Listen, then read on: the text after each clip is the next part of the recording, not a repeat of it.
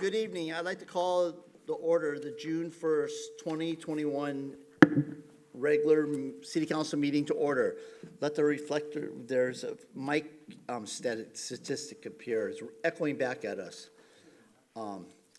Let the record reflect that Mutazity is here, so we're not asking for you to speak from the heavens to us today. So votes this evening will be using our electronic voting system. The invocation, it will be provided by my good friend Chaplain Jim Davis from the Orange County Sheriff Department, the finest law enforcement organization in the state of California. Jim, could you come up and bless us? Thank you, Chaplain. Father, we thank you for this beautiful city of Lake Forest. We pray your blessing upon this meeting, upon our city leaders. We pray your blessing upon the children in our community, that you'd watch over and protect them, Lord, as they grow and mature. Bless all the families, the schools, the churches, the synagogues.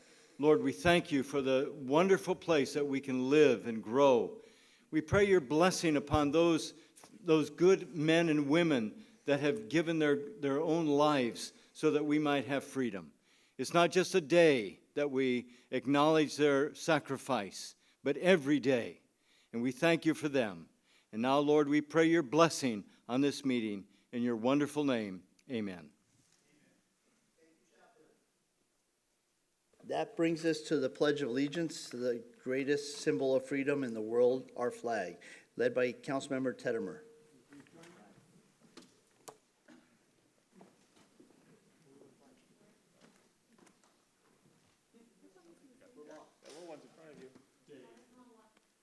The small one's in front of us, okay.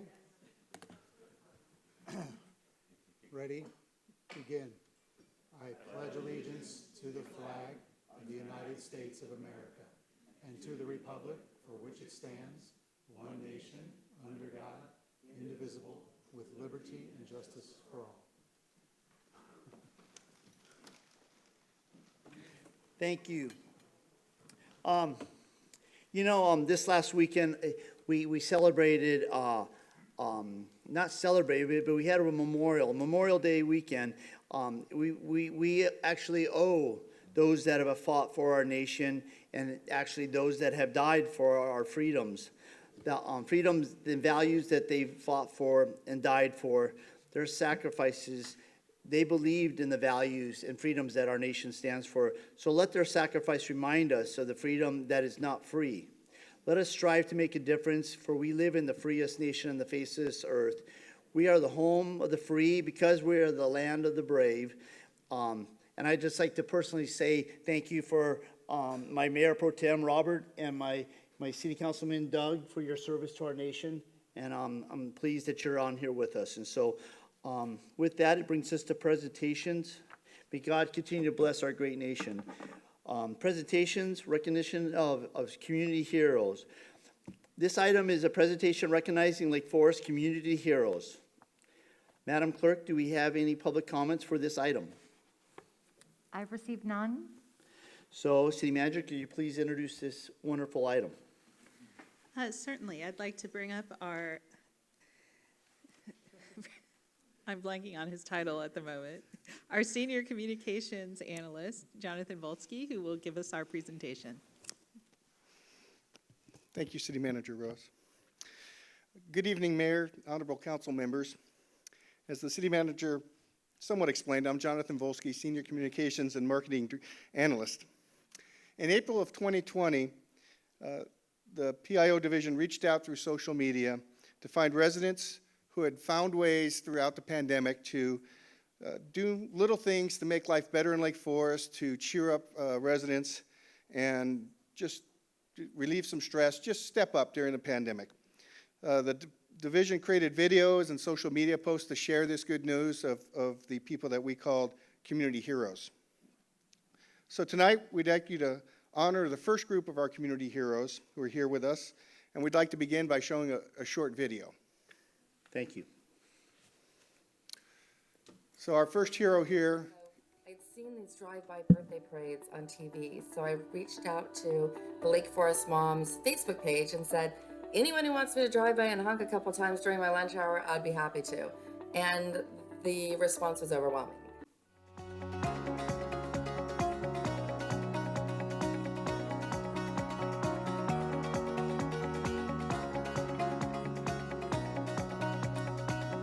We had to pivot with this restaurant was we had to stay open. We had to do it not only for us and our staff, but we knew that we had to make a kind of a splash in the community, and the best way we could do that was coming with the GoFundMe page. So part of that plan was to do $10 meals, and we were taking 30, 40, 50. We just did about 100 to different hospitals throughout Long Beach.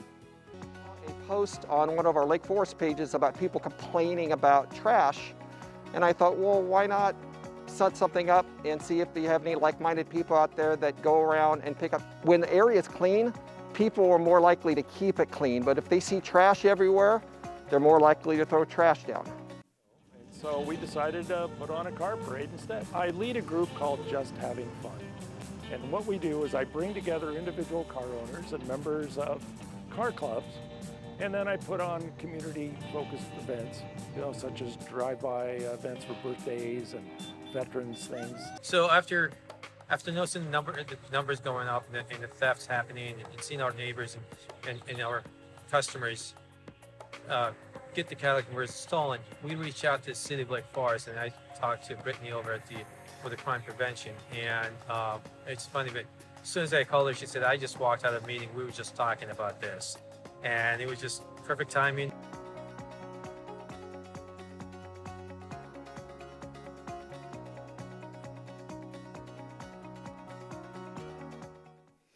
So what I'd like to do is introduce each of the heroes who are here tonight and ask them to come down and join me. And then after that, council, if you would come down here, we have certificates for the mayor to present, and then we'd like to take a group photograph. So as you saw in the video, we have Brenda Lowell. She was actually our first community hero. She organized drive-by parades for kids, and they were amazing to see, attracting dozens and dozens of cars, and we went to one, and the kids were just thrilled by it. So we also have Jerry Dubois. He created and placed wooden eggs up in the Foothill Ranch area to create drive-through Easter eggs, because he knew that the old Easter egg hunts wouldn't be available for kids, so he created them and hid them throughout the community so families could drive through and find them. Andrew Bice, who is here tonight with his wife Erin, you saw in the video, he solicited donations and served, at the time of the video, it was 700 meals to first responders and nurses and doctors. As of today, I just saw him again, they're up to more than 10,000 from his restaurant. So it's an amazing thing. Sean Fletcher's here tonight. He launched the Lake Forest Trash Walkers program, which has continued to expand. We have Don Yegan, who's organized the car parade, which temporarily, I'm told, replaced our July 4th parade until we bring that back. That was a very popular event. And then you saw Ziad Traya and Eddie Yao, whose crews at Elite Automotive worked with the Sheriff's Department in the city to etch more than 40 catalytic converters. So those thefts have been going up, as you know, so that etching, which they did for free, is hoped to thwart the thefts and help law enforcement catch the bad guys. So again, I'd like the community heroes to come up here. I'm going to move this out of the way. And council, if you don't mind coming down, we're going to get a quick photograph. So thank you.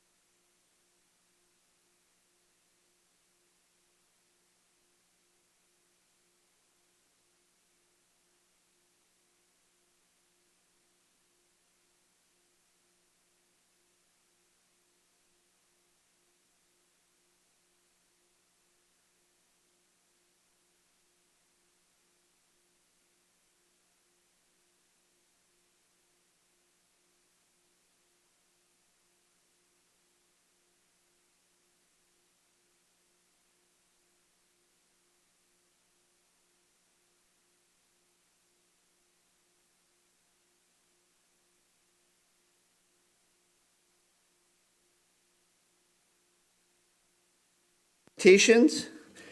Our next presentation will be from the Orange County Transportation Authority for Future Vision of South Orange County Transportation Study. This will be from, Madam Clerk, do we have anybody from the public that wish to speak? No members of the public, no. Madam City Manager, do we want to Yes, thank you, Mayor. Introduce. We have a speaker here from the Orange County Transportation Authority, and we practiced with him, and I wrote down his name, and again, escapes me. I'm just not having a good meeting already. So anyway, if you wouldn't mind introducing yourself, but you gave a great practice presentation, so I know this will be just as good. Thank you. I appreciate that.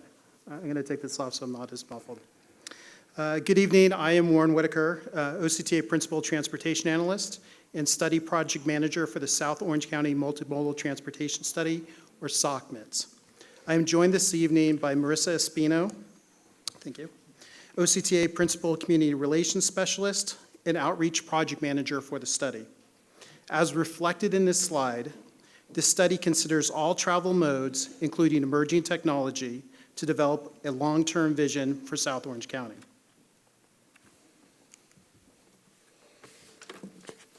Last year, an agreement was reached by OCTA, the Transportation Corridor Agencies, and Caltrans to conclude the process of studying toll road extension options in South Orange County and instead advance three near-term projects.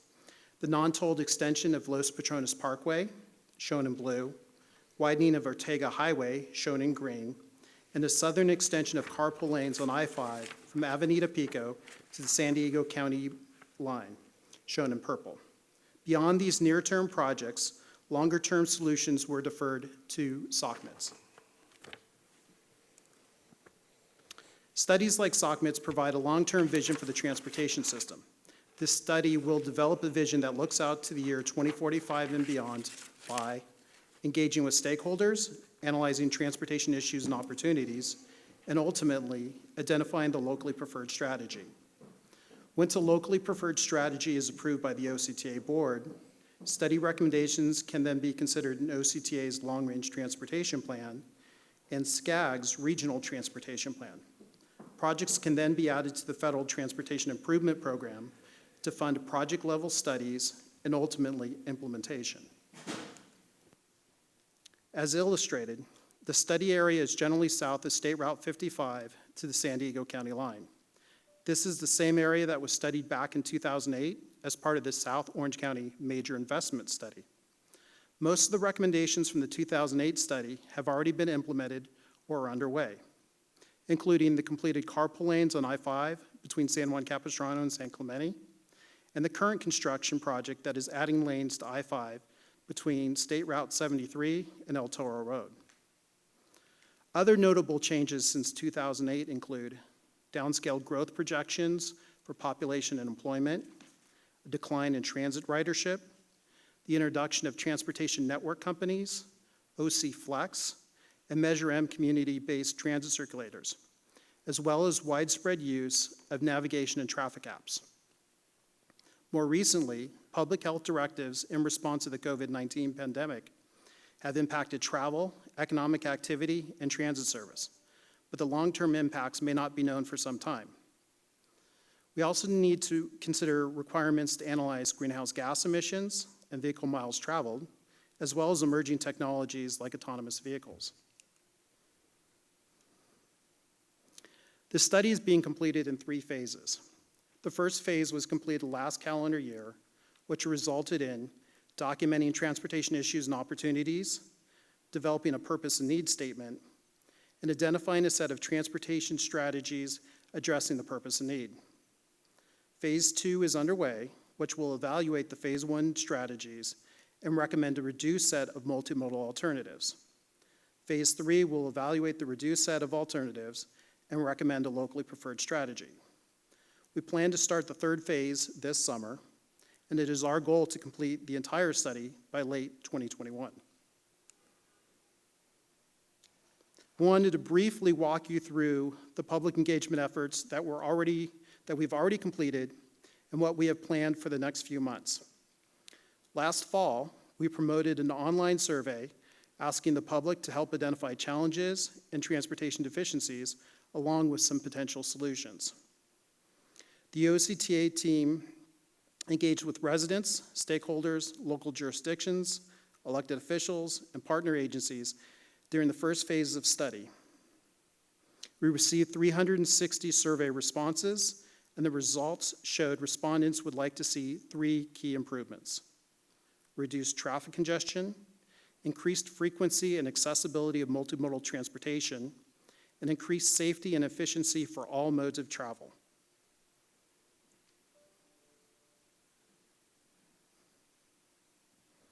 Next week, we plan to kick off our second round of outreach to get feedback on the draft transportation strategies. As we did in the first phase, we will promote an online survey that will be available in multiple languages, including English, Spanish, Vietnamese, Korean, and Mandarin. For the online survey promotion, we will utilize social media, blogs, and e-blasts, and will also distribute a communication toolkit to all study area cities, including the city of Lake Forest. This toolkit will have pre-written language to be used in social media posts, blogs, and websites. We will also have a telephone hotline, which allows people to call in if they are unable or prefer not to comment online. In addition, OCTA identified disadvantaged and low-income communities in the South County area, and we plan to mail out postcards to these communities so that they can directly receive information about the survey, the helpline number, and upcoming meetings. We also plan to hold a stakeholder roundtable, an elected official roundtable, and a telephone town hall. The elected official roundtable will be taking place June 15th, and the telephone town hall will be held on June 17th.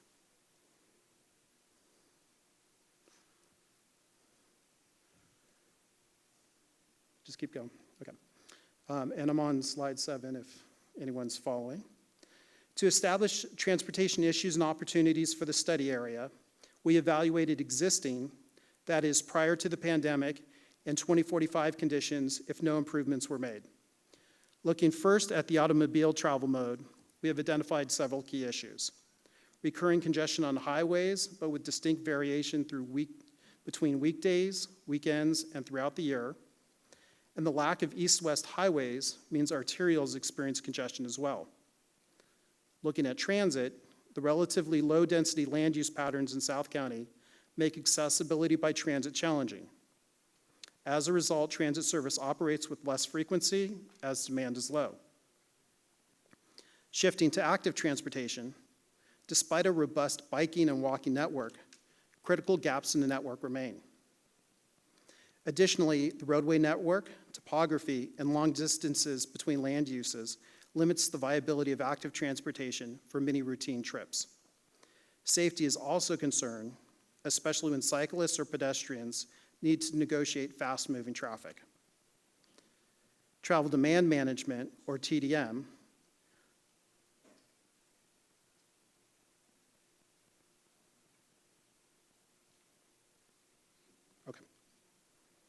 looks at ways to reduce vehicle trips, especially during peak periods. We are all now very familiar with remote work and virtual meetings. These types of strategies are especially important for South County, given the long distances commonly traveled and the limited transit options. I'm on slide 8. The purpose and need statement builds on the transportation issues and opportunities and feedback received during the first phase. Namely, identified needs in the blue boxes include addressing land use patterns in a transportation network that favor driving, growing travel demand on a constrained transportation system, environmental and economic sustainability challenges, and planning for evolving travel behaviors. For each study need, several purposes, which respond to the needs, have been identified. The purpose and need statement is used to develop and evaluate strategies and alternatives considered in the study. I also want to highlight that a key underlying study goal is to enhance equity and quality of life. I'm on slide 9. This slide provides examples of strategies that are being evaluated on their ability to address the purpose and need. These strategies span from addressing bicycle and pedestrian safety improvements to establishing mobility hubs that improve first, last mile connections between transit services and major activity centers.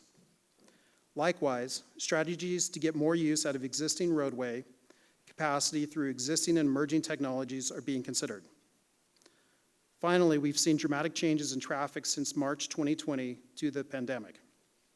Strategies that support continued remote work, but also position us for emerging technology, might also be considered. This could entail communication infrastructure that also supports connected and autonomous vehicles. And I'm on slide 10.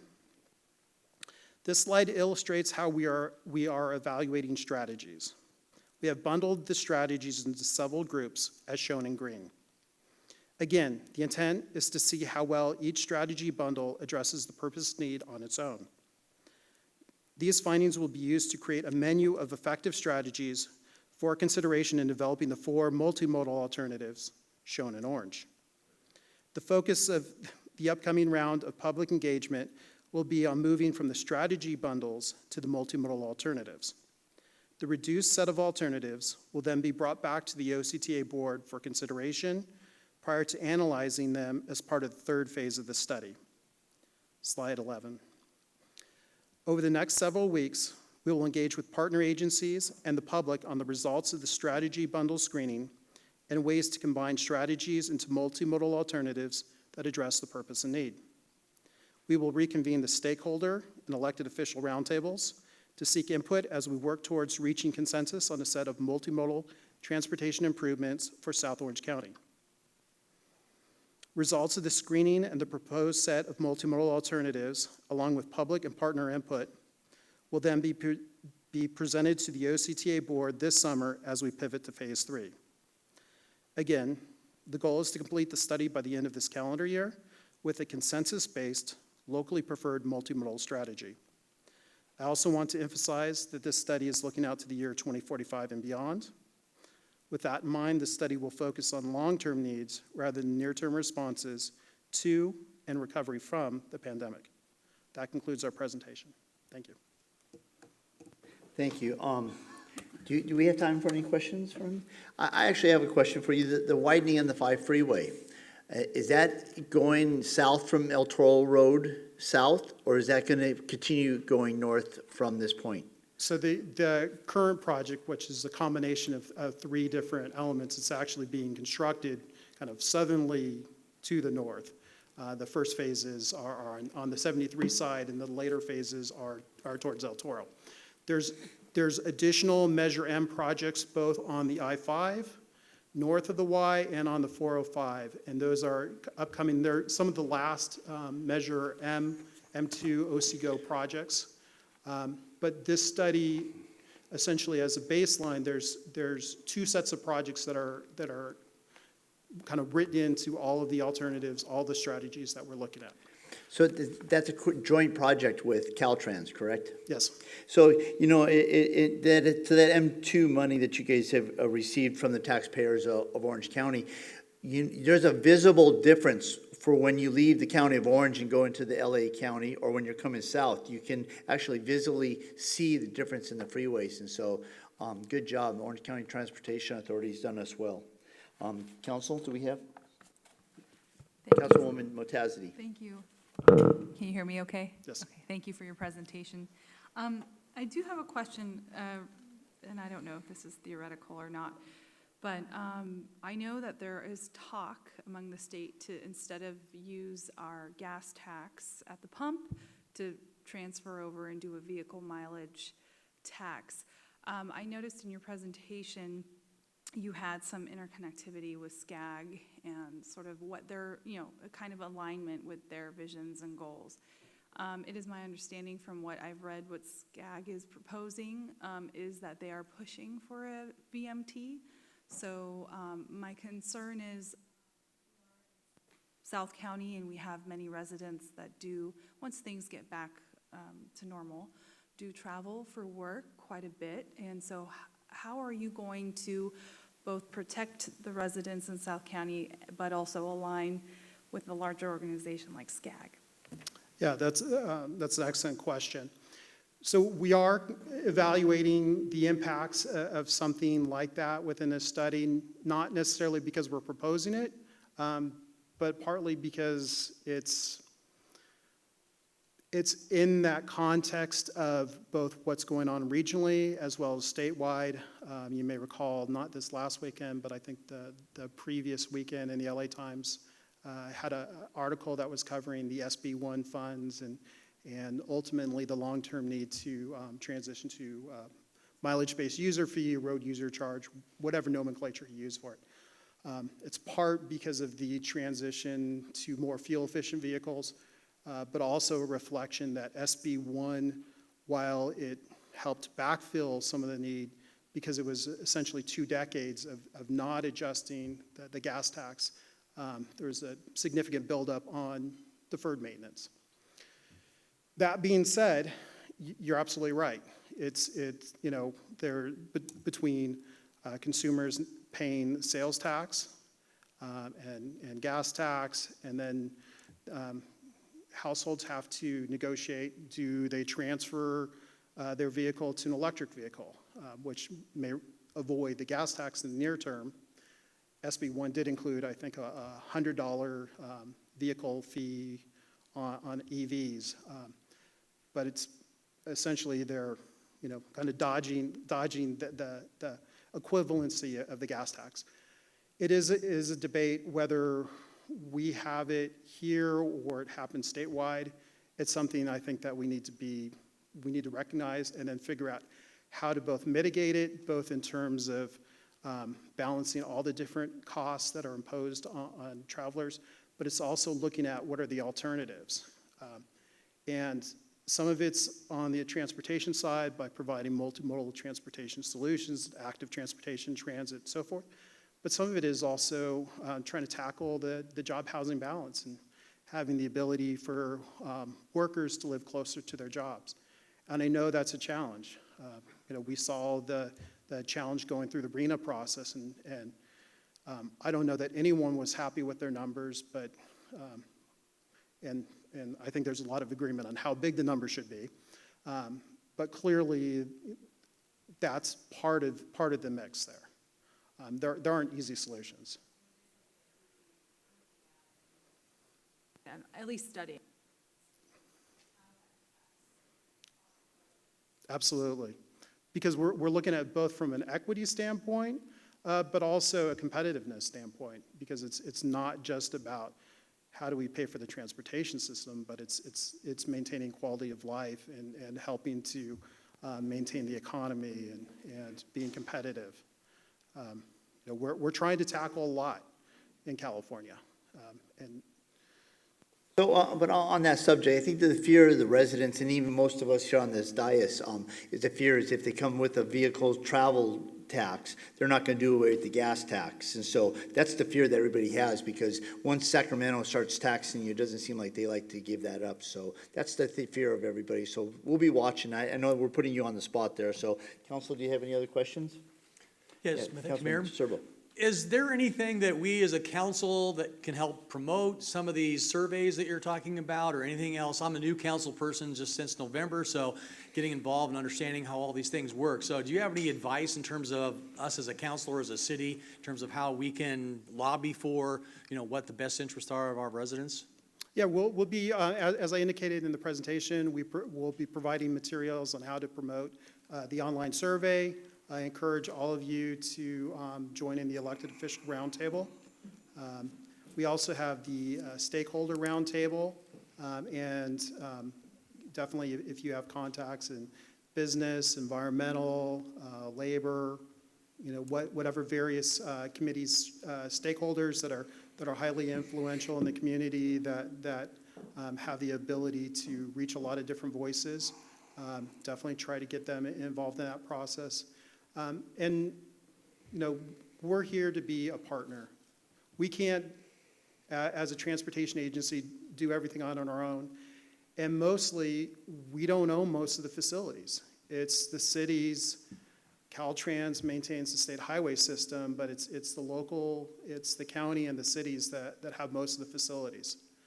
So it has to be a partnership. Okay, thanks, Warren. thank you for your presentation. Thanks for you guys doing. You know, we appreciate the mobility that we have in Orange County, so thank you so much. And I know that, I do have one last question. With the widening of the freeway, there's no talk about the off-ramp at El Toro Road any longer, right? That's been tabled for now? So it's my understanding that we tentatively have an item coming back to the OCTA board in July.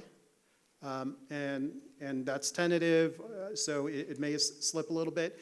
There's ongoing discussion with the affected cities, Lake Forest being one of them, Laguna Hills, Laguna Woods, Caltrans, and OCTA. We've all been looking at potential solutions for the El Toro interchange.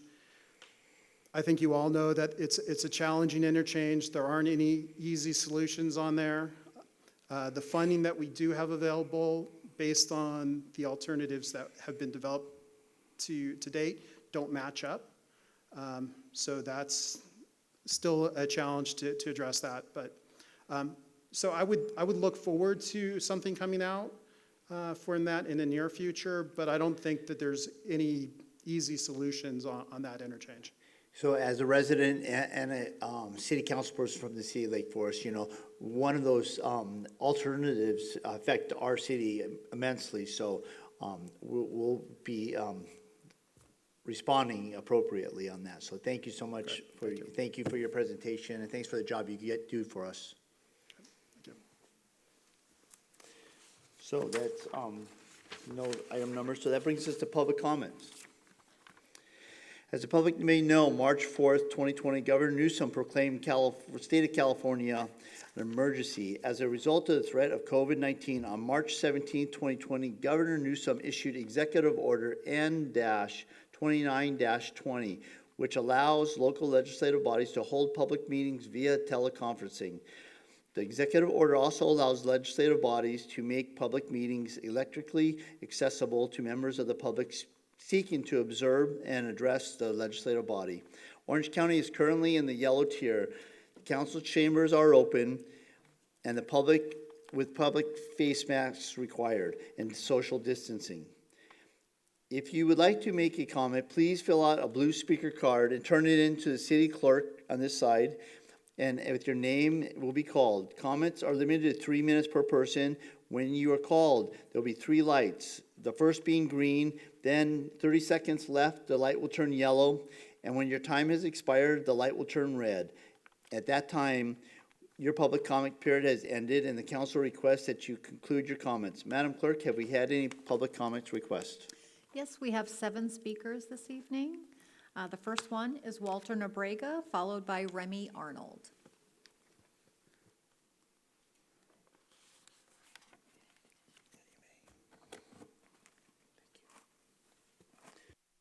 Walter, look forward to seeing you. I actually owe you a breakfast or a coffee. You do.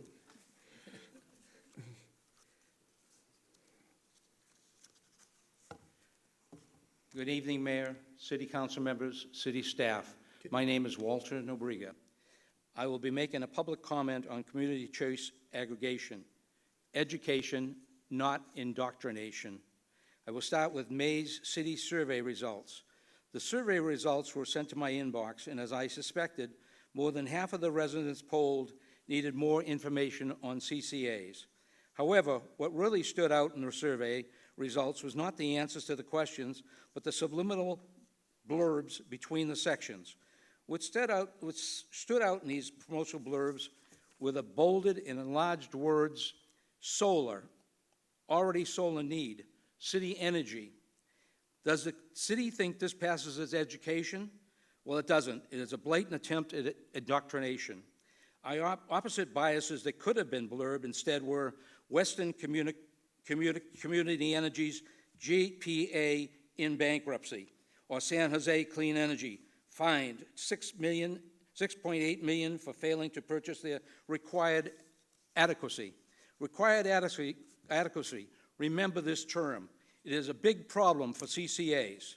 July 6th presentation by Cal CCA is more indoctrination by a pro-CCA group that is now petitioning the California Public Utilities Commission for waivers of the required resource adequacy for several of the CCA members. Resource adequacy is a requirement by the CPUC to help assure electric grid reliability. It requires all load-serving entities, including CCAs, to purchase 15% more reliable electricity than their load requirements to protect against grid failure, especially during very hot summer days. Renewables are not considered renewable adequacy because they are variable and intermittent and are not reliable. Cal CCA needs to be asked why they would advocate for a reduction in grid reliability and put all of us in jeopardy for rolling blackouts or worse. The council should review the information in the packets I left. It is important to fully understand the risks that could possibly be threats to our community. Western Community Energy's JPA has filed for bankruptcy and has asked its member cities for a combination of contributions/loans while they're building their cash. Well, we're going to have to ask you to wrap up, but I want to thank you. That is a good question that you did ask, and so thank you for your paperwork on this, and thank you for once again. Next speaker is Remy Arnold, followed by Melinda Wolf. Good evening, ladies and gentlemen. My name is Remy Arnold, and I am your Miss Lake Forest volunteer. I am set to compete at the Miss California Volunteer Pageant in Fresno this July, and I just wanted to give a huge congratulations to all of our community members who are recognized as heroes tonight. I would like to specifically recognize Sean Fletcher for his work with the Lake Forest Trash Walkers.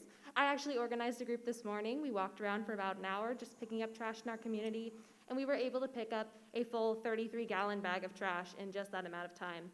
I hope to continue this on a weekly basis and continue to expand the program just from friends, family, community members, anybody who wishes to get involved. I'd love to work with all of you to better beautify and expand our community, and I hope to hear more from you in the future. I won't take up too much more of your time, but I thank you for the time that you gave me to speak tonight. Thank you. Thanks for walking and helping pick up trash. Thank you so much. We look forward to seeing you out there again.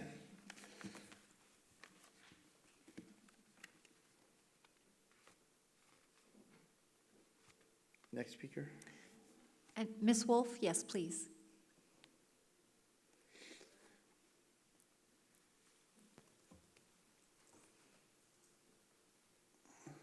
Hi there, my name is Melinda Wolf.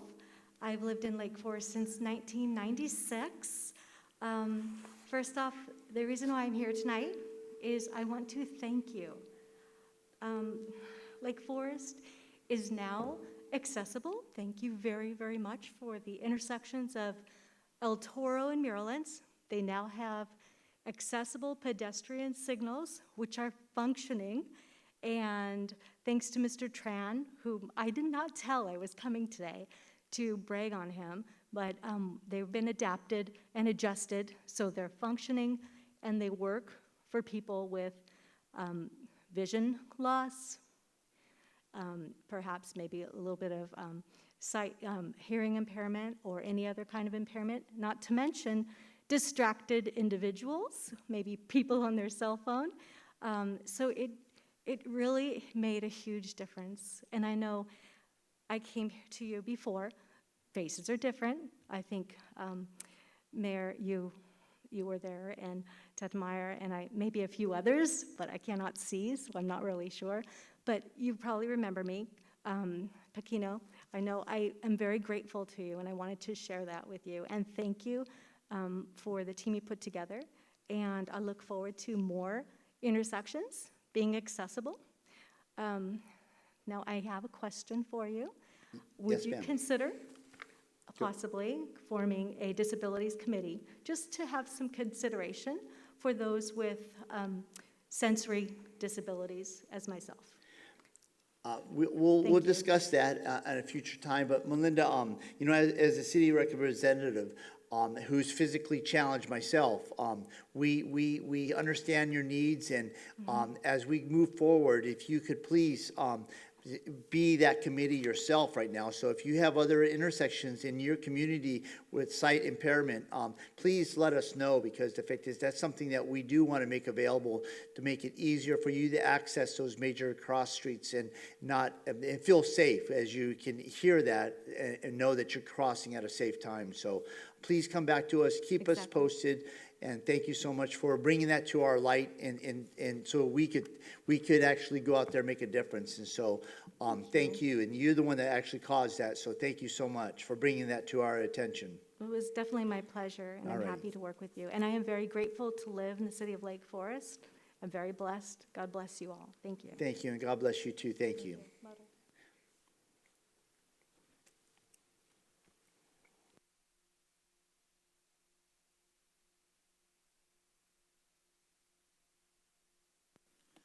Our next speaker will be Randy Johnson, followed by Bob Holtzclaw.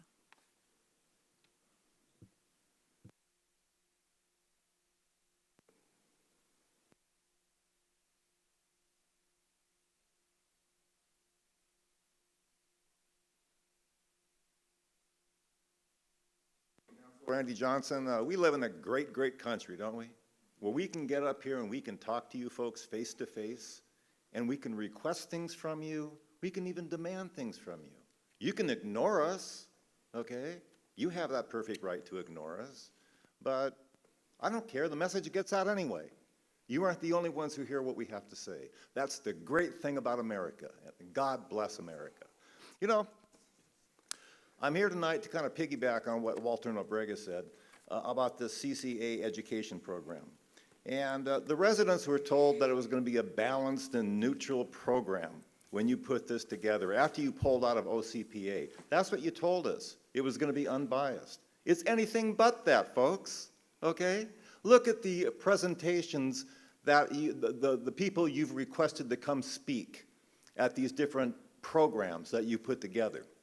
Let me list them here for you. MRW, that's the consultant, Mr. Fulmer. You know, he's getting paid by I don't know how many different CCEs and CCAs. How could he possibly be unbiased?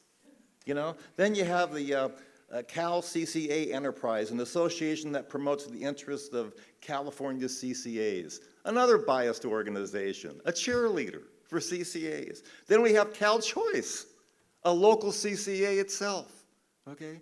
Joint Power Authority. Those are the cities that make up OCPA, for God's sakes. They're invited to come here and speak. You think they're going to tell us anything bad about JPAs? Of course not. And then, of course, the final finale, OCPA. That's the organization we pulled out of, okay? What is my time? I want to keep track here. Any idea what it is?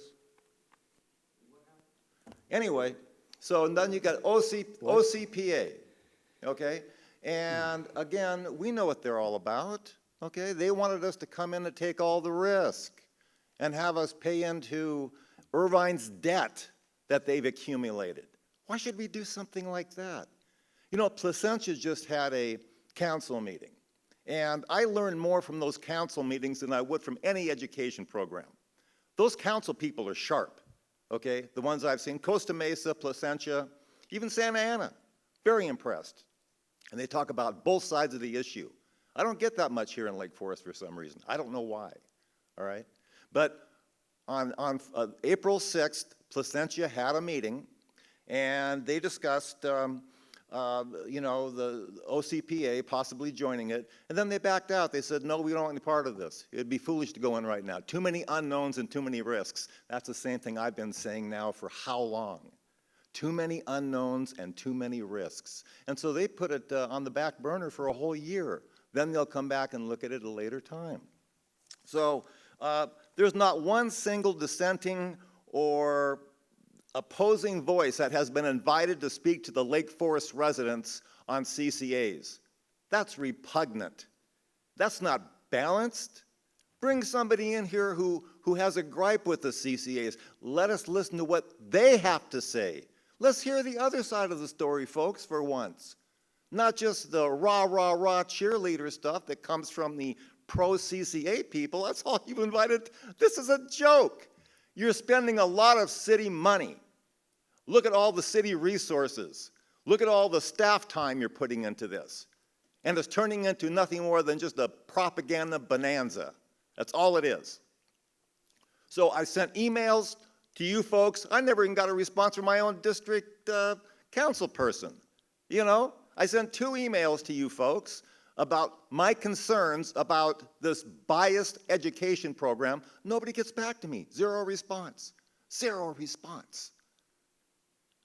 Is that representation? Of course it's not. Now, Ms. Motazetti did get back to me when I sent in a comment to the last council meeting. Nobody else did. She did, and she agreed with me. She said, you're right. I agree.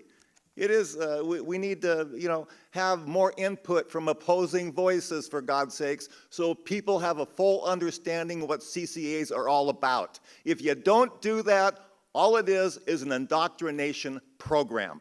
And that's the honest-to-God truth, whether you want to hear it or not. Have a good day.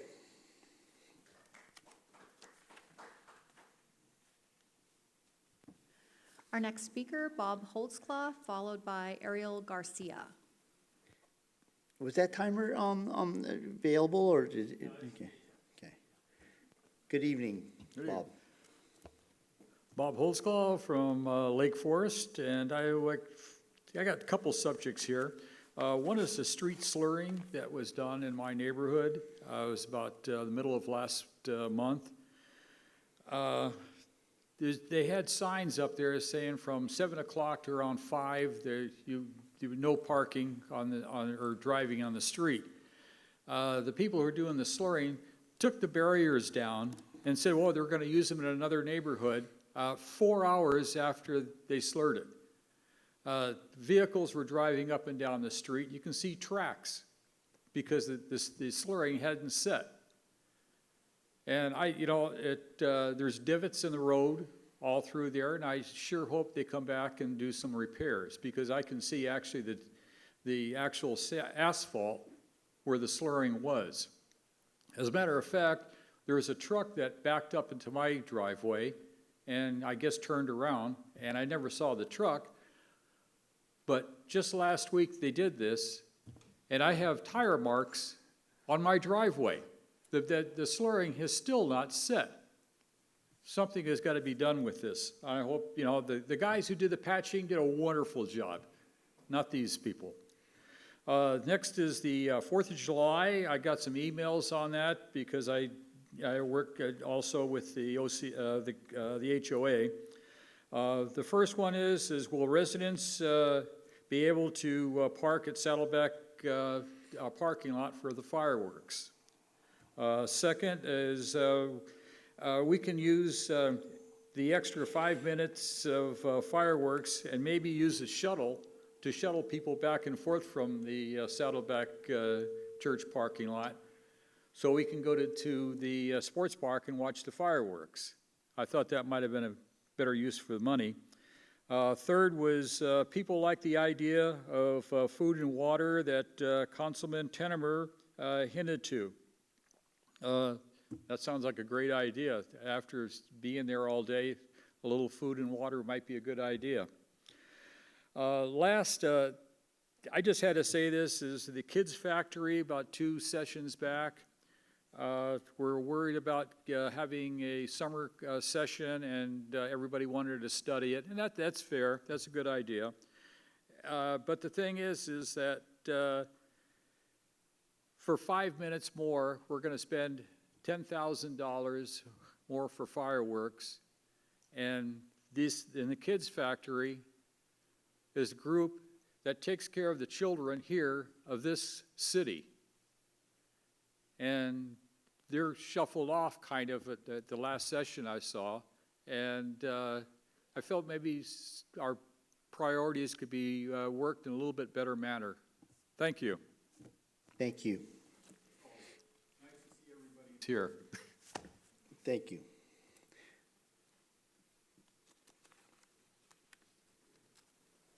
Ariel Garcia? And wait, Bob, I think that, we'll have Public Works check your street. I think that is a concern for me, that they took the barriers out too early. So we'll have that, someone expect that for you. And regarding the Saddleback Church parking, I think that's been arranged to where Saddleback Church will be allowing their upper parking lot to be used to view this fireworks. Thank you.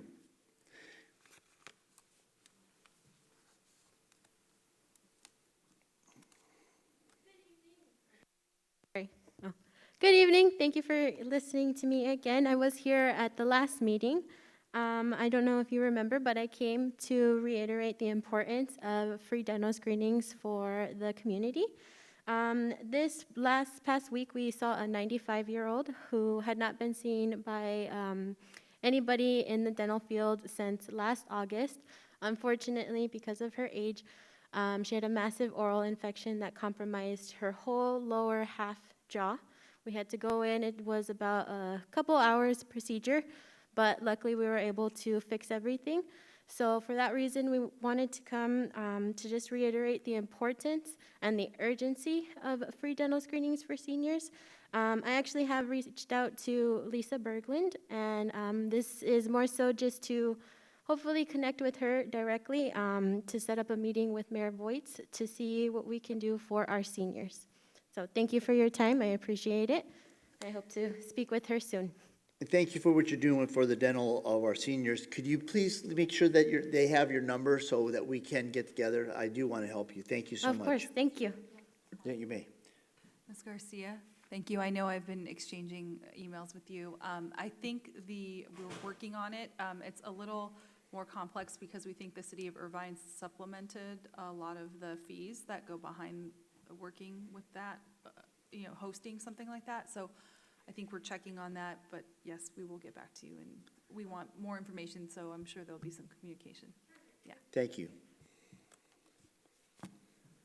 Our last speaker is Larissa Clark.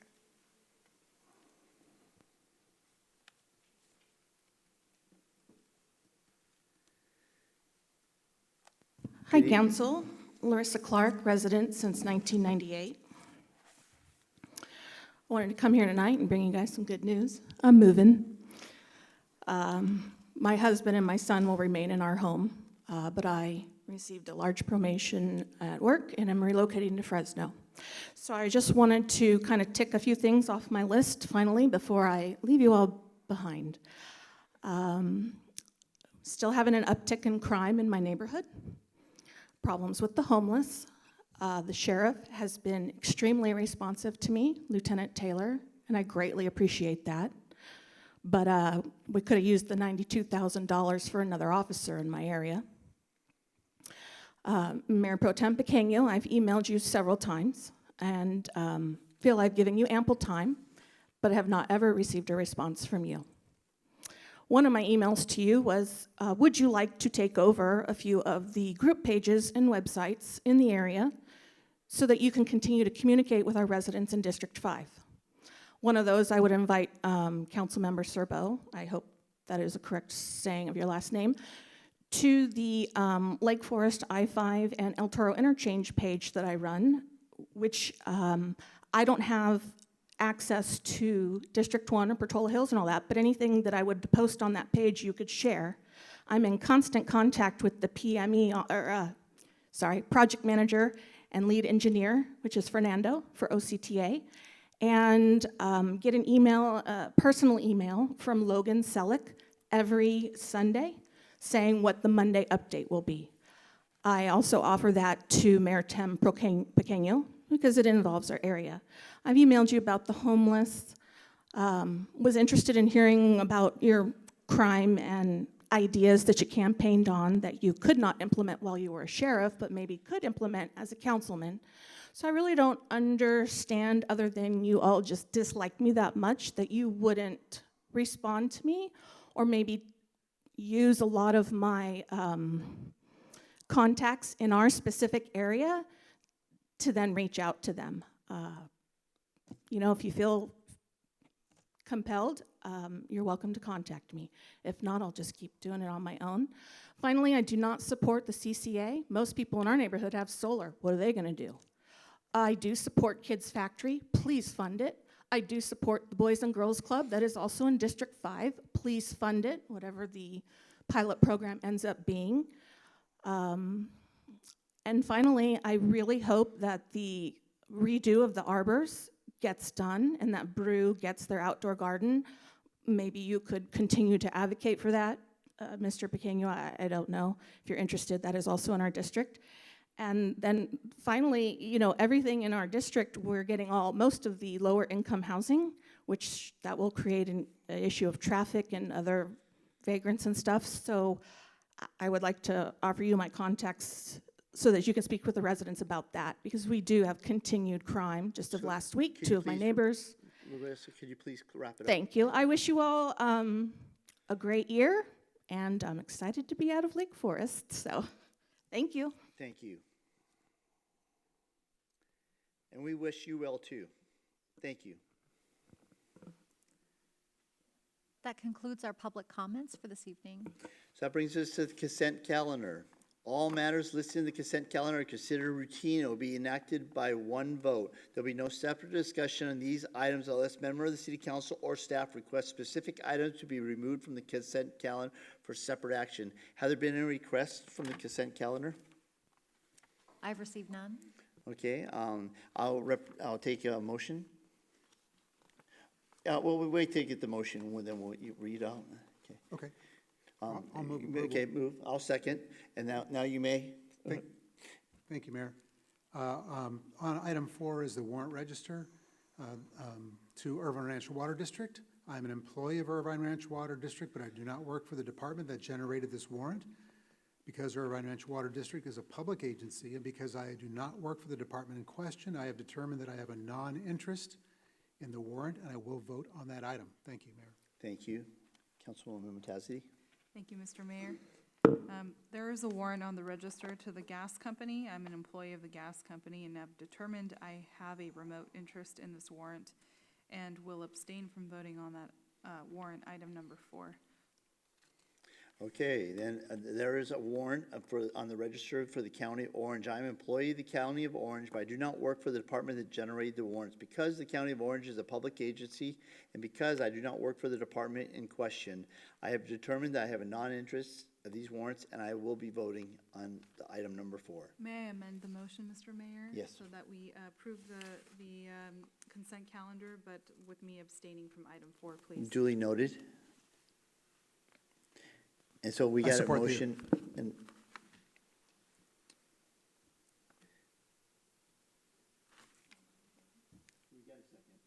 I seconded it.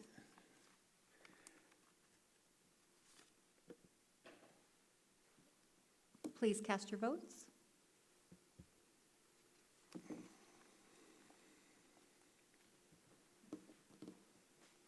Motion passes unanimously.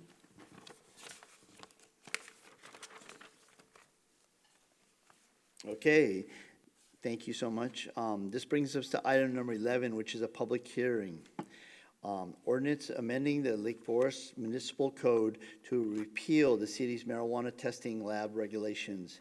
I'd like to open this public meeting for a hearing. Madam City Manager, will you please introduce the item? Thank you, Mr. Mayor. We have a short verbal presentation from our Director of Community Development, Gail Ackerman.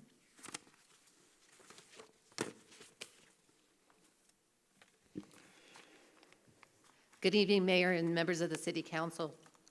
On March 3rd, 2020, the City Council adopted an ordinance which allowed up to 2 marijuana testing labs with city-issued permit in certain industrial zoning districts in the city.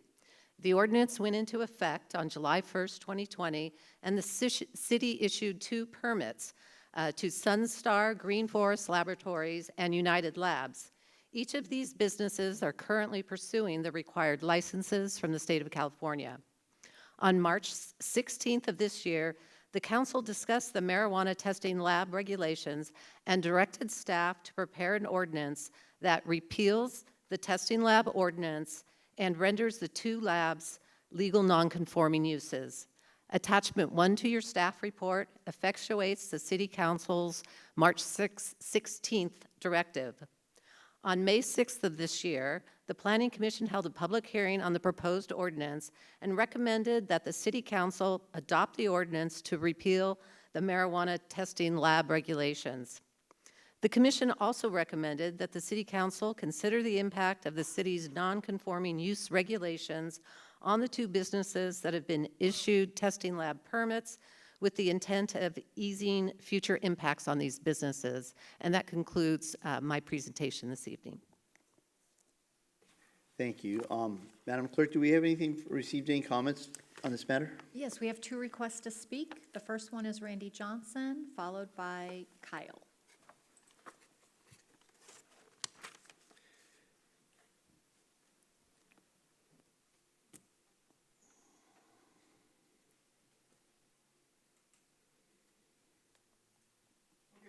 Johnson again. Hey, I submitted a written comment here to you folks, okay? And it describes exactly how I feel about this with the facts. They're facts, and you can't deny the facts. Okay, you can deny me, but you can't deny the facts. All right. So I'm no stranger to this topic. As 3 of you know at least, Voights, Motozetti, and Tetimer, I appeared several times back in February and March of last year. And do I have anything against people who smoke marijuana? Not really, as long as they keep it out of the hands of the kids. But I think that this recreational marijuana will make it more apt to get into the hands of the kids, okay? That's the problem I have with it. And testing is in the chain of distribution because the dispensaries need the testers in order to operate. So you can't deny that either, all right? My whole complaint about this was that all of you are sworn under oath to uphold the laws. You took that sworn oath when you took office. Not only that, you signed a pledge that said, I comply with the laws of the nation, the state of California, and the city of Lake Forest in the performance of my duties. That's a signed pledge. You have to repeal this if you stand by your pledge and you stand by your sworn oath. Not only that, Mr. Tetimer brought this up several times. There is California State Code 37100, and it explicitly states the legislative body may pass ordinances not in conflict with the Constitution and the laws of the states or the United States. Okay? There's 3 for you. If you allow 331 to stand, you're in violation of all 3. Unless the city attorney can correct me. He hasn't. I asked him before when I was up here. Nobody would tell me. I said, how can it be a lawful act? Everybody ignored me. You ignored me. You ignored the 800-pound gorilla sitting in the living room. And that's wrong. And I still resent that, by the way. So now, things aren't going to change anytime soon. The Biden administration is not going to legalize federal marijuana. It's not going to do it, okay? There are Democrats who are against it. It's just not going to pass. Only 5 of the 34 Orange County cities have legalized any marijuana operations. The reason none of them have done that? Because it's against federal law. That's why, okay? And Chad Taylor got up here, and as he spoke, and he said that it was against the law, so he wasn't going to do background investigations. I still have time. No, your time is up. No, it's not. Chad Taylor, I had time left up on the board when they took it off, okay? No, it was 20 Chad Taylor said it was illegal federally, so he wouldn't do background investigations. So are you going to go against the Orange County Sheriff's Department now? Okay? No, don't make excuses, Mr. Voight. You were the. It's all right. Thank you for your comments. Thank you. Are we having problems with the timer tonight, guys? It's on and off. No, it's 21 seconds behind us. It was 21 in red. So it's red. And so, do we have another speaker for this? No, oh, Kyle, yes, thank you. Good evening to the council. I'm here to discuss tonight on the last planning commission meeting and the recommendations. I was the only one that was at that meeting, so we actually long and thoughtful discussion, and I believe they worked out a fair compromise to the business that I started with good faith in the city. The Planning Commission suggested 3 points and to a potential legal nonconforming status, and the 3 points that made up that motion were to allow us to expand into our own footprint, allow future modifications to the internal footprint of our building, and to allow us to rebuild in the event of an act of God. We're a highly regulated business in which the state requires annual lifespan background checks annually and continued auditing, and it is our existence in the regulatory side of the state that is most efficient in combating black markets and promoting public safety. While I'm not a legal expert, I do defer my legal opinions to those that are. For example, the 36 Attorney Generals representing states with legal access, along with the last 3 administrations that have deemed this to be a states' rights issue. Having said all of that, I'll also use the analogy that no matter how thin you pour a pancake, there are always 2 sides. And I'd like to take this time to embrace the motto of our city, to remember the past and to challenge the future. I think this appropriately represents this topic and encourages the council to support the recommendations of the Planning Commission. Thank you. Kyle, are you there? Have you opened up your labs yet?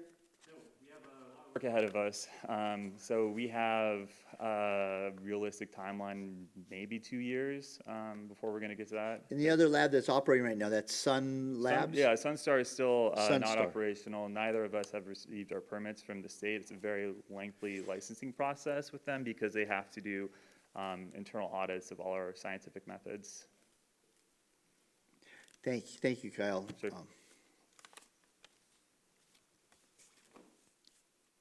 That concludes our speakers. Okay. So I'll now close the public hearing.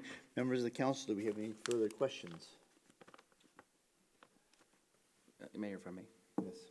I don't have any questions, but I do have a comment. I completely agree with Mr. Johnson's comments, is that marijuana is illegal, and we should completely repeal this and leave it like what we agreed to back in a couple months ago. Okay. Councilman? All right. Go ahead. Mutazzi? I just have a question regarding legal nonconforming use, and this may be for Ms. Ackerman. So it's my understanding that if a legal nonconforming use could be transferred to different owners, if there's an act of God that destroys part of the business, but they're still able to operate, does that, do they lose their license or ability to operate? That might be a legal question too, now that I think of it. So, Mr. Attorney, if you want to answer. Yeah, it's probably a legal question. So the city's legal nonconforming ordinance is in chapter 1.88. And the provision that deals with acts of God that destroy a part of the business relate to rebuilding the structure that has been destroyed. And what can't happen is if, I think it's 50%, is that correct? Is destroyed, then they can't rebuild. But let's say that there's a tornado in Lake Forest, which wouldn't happen, but it's a hypothetical. And it's destroyed 10%, they could rebuild that, operating. But if it goes beyond 50%, then they can't continue operating. And that goes without having to. That's correct. Change the ordinance or anything like that. That's correct. They're just done operating. And that applies to every legal nonconforming use in the city, and there are many. So anytime a zoning ordinance is changed, any businesses that were operating legally are rendered legal nonconforming. And so we have businesses like that throughout the city. They're all subject to the same ordinance. Again, that's chapter 1.88, 9.188, I should say, in the code. Right, thank you. Councilman Tedmer. I was just going to see if the Mayor Pro Tem's comments were his motion. Well, my motion is, if I can make a motion, I'd like to make a motion that we keep them just like we voted back in a couple of months ago, that they're legal nonconforming, that everything that we voted for back then remains the same. And that would be staff's recommendation. Is that your motion? That's my motion. I will second that. So just for future discussion right now, because I have a question still. So with the legal non-performing, since neither one of the labs are actually operating with testing, and Kyle, if you make it come back to the mic for real quick. In the testing that you guys were gonna do, or may still do, that's my question to Gail, that, because you're legally but non-conforming, I think that you still have the permission to go forward, is that not true? Yeah, we do have the ability to move forward. The issue that I have is our ability to grow and expand.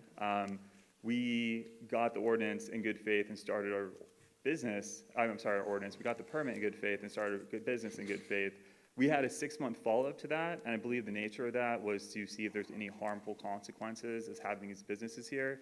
Last time I checked, Lake Forest doesn't look like downtown Portland. Nothing has happened.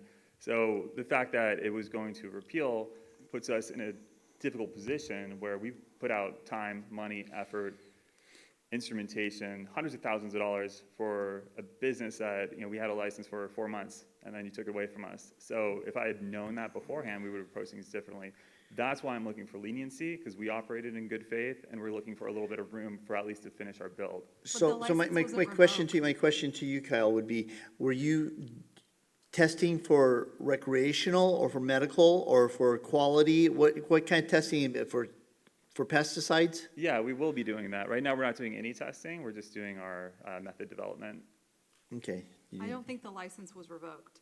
You just become No, legal it wasn't non-conforming. revoked, but the issue behind that is the use of the building that we have. We have a building, we're occupying a portion of it, and the idea is to have a competitive lab in the future. We want to expand further into our own footprint. Legal non-conforming, we wouldn't be able to do that, and then if we find a different layout that we like better, we wouldn't be able to change it to have a more efficient lab layout.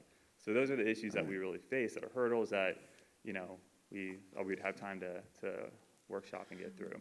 Well, thank you, Kyle. Now, so I actually have a question for Gail now. Thank you, Kyle. So Gail, legal non-conforming, does that mean that even though they're not in operations, they're still going to be able to go forward and operate? Yes, the city has issued the permit, so they have established themselves for the city. Mal is looking at me, so I'll. They are treated no different.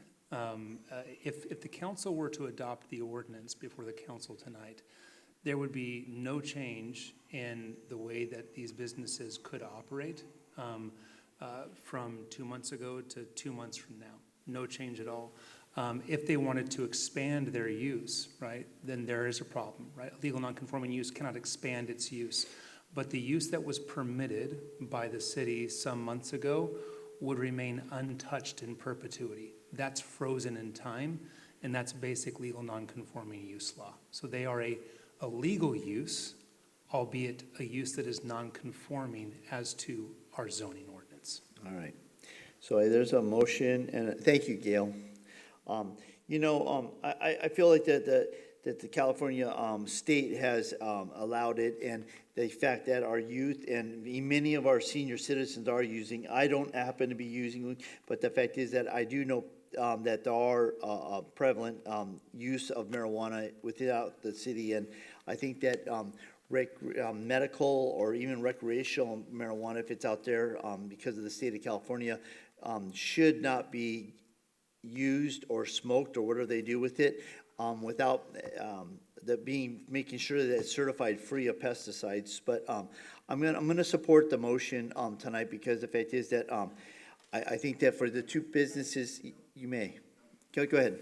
Yeah. I just wanted to clarify what this position is. What I'm looking for is just a equitable compromise with the city based on the uniqueness of the situation. So if we are doomed to be legal non-conforming, we just want a little bit of wiggle room to finish what we started. Well, Kyle, we'll have to take that offline, because the fact is what you don't have set up yet, but the fact is that the federal government hasn't legally allowed it, and so the fact is that who knows what Randy thinks I think the Biden administration is open to anything, so that's your best hope. So I'm going to call for the vote now. Mayor Boyce, may I make comments, please? Yeah.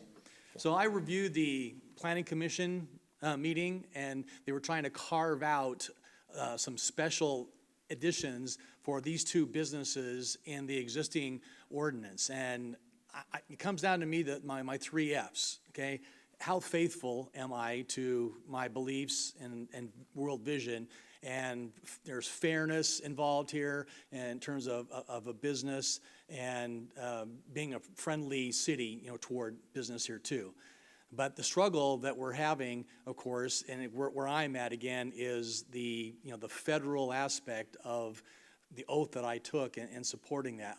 I'm sensitive to the investment that you've made. I wasn't here when that decision was made to issue that, so there's probably some fault there on our part in terms of how this came to be, and then the review after 6 months, and us settling down on what's the oath that we took and how important of an issue that is for myself and I know Mayor Pro Tem Pequeño and Mr. Tedmer.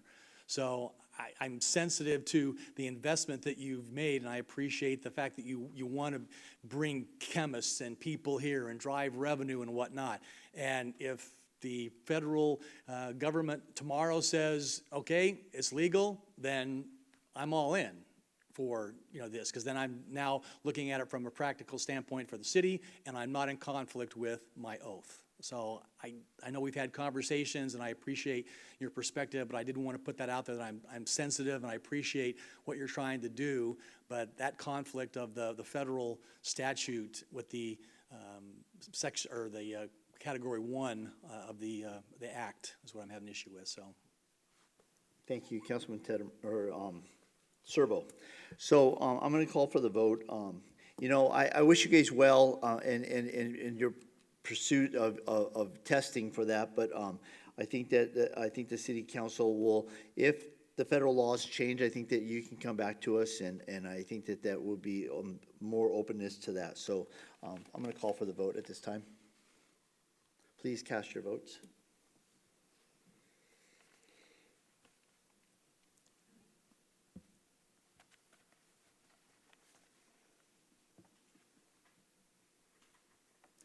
Motion passes unanimously. Thank you. That brings us to item number 13. Review the City of Lake Forest Update 7-Year Strategic Business Plan. Madam Clerk, do we have any public speakers on this item? I have none. Madam City Manager, would you like to introduce the item? Certainly, Mr. Mayor. This is a follow-up to our budget presentation at your workshop on May 11th. So we took in the comments that you had from our 7-year strategic plan, and we're returning with edits to the 3 areas that were identified. And so we have our assistant to the city manager, Sean McGovern, who's going to go through a quick presentation. Good evening, Mayor and members of the council. Thank you, Manager Rose. This is a presentation of the latest version of the city's draft strategic plan. As you likely recall, the strategic plan is one of many documents that the City Council received a presentation on at their May 11th meeting. That was the City Council's budget workshop. And at that May 11th presentation, the city provided staff with suggestions on 3 key areas of the plan as presented. And that was to the city's vision statement, the update to the vision statement that was proposed, the addition of summer concerts in the park, and there was a request to add more content related to economic development.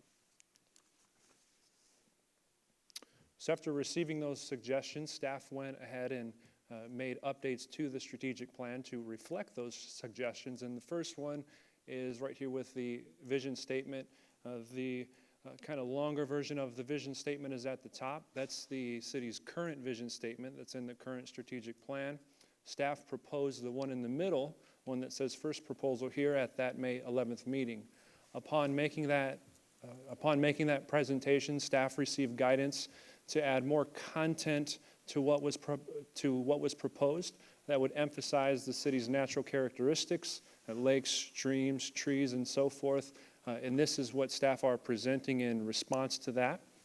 So the updated vision statement is to be a safe and sustainable community that celebrates its forests, creeks, and natural amenities. And we think that that incorporates the suggestions that staff received at that May 11th meeting. Hearing pause, I'll move to the next suggestion. Mayor, are we going to take these one at a time, or? Yeah, well, I think we just take them one at a time. So you like that one, or? I like the word financially in front of sustainable personally. I'm not sure why it was taken out, but I agree. No, Sustainability can have different implications, and so I liked the financial sustainable community, but as much as I know that the state wants us to move to electric cars and electric green energy, I think that fiscally stable community, I think that word in there, I think that, do we have agreement? Just that one word? Financially or? Yeah. Financially. Okay. We're good. We can go to the next. Thank you, Mayor Voigt. That's the exact kind of suggestion that we're looking for, so we will incorporate that word and bring that back to the council for the plan's final adoption on June 15th.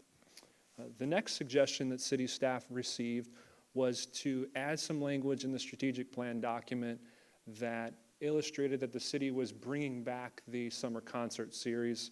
As you likely recall, that was one of the casualties of the COVID-19 crisis, was to put that summer concert series on halt. The city staff were able to incorporate the addition of the summer concert series in one of the initiatives that already exist.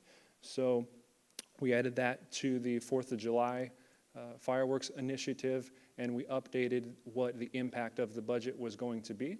So all of the changes that staff made since the May 11th meeting are highlighted in red, or in the red text.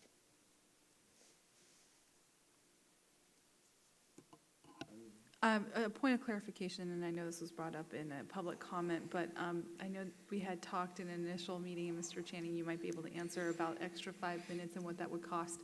I think we walked that back, though, and we went for an extra 5 minutes. We did. So that 154,000 includes the extra 5 minutes. Okay, thank you for clarification. Thank you. Okay. We move forward. All right, the next topic that city staff updated was on economic development. The city conducts a resident and business survey every 2 years, and the latest survey showed a strong interest from residents to have more retail and dining options here in town. It's also been a city council priority to normalize the local economy as we exit the COVID-19 era. So kind of a lot of content here on economic development now. We added 1 new strategy and 3 new initiatives. The first initiative that I'll summarize here is retail attraction. This signifies kind of a return of the bread and butter of local economic development. Obviously, during COVID-19, just surviving probably dominated the mindset of many local businesses, and that this item provides a return to the city's basic local economic development function.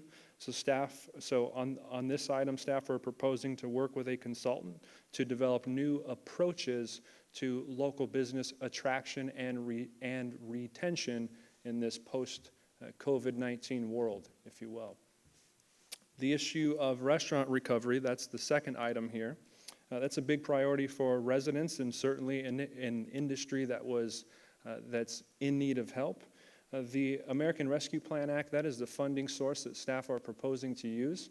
The regulations of the American Rescue Plan Act, or ARPA, aren't finalized enough yet to give staff confidence on what that program is going to look like, but that's something that staff continue to monitor. We've been attending the webinars hosted by the U.S. Treasury and so forth, so we hope to come back at some point with a more concrete plan at a later date.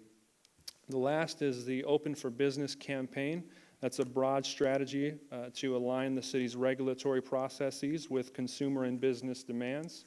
As an example, outdoor dining, which became really popular in response to COVID-19, seems to be emerging as a consumer preference. So this is a kind of a business-friendly initiative. We don't want City Hall to get in the way of the local economic recovery here.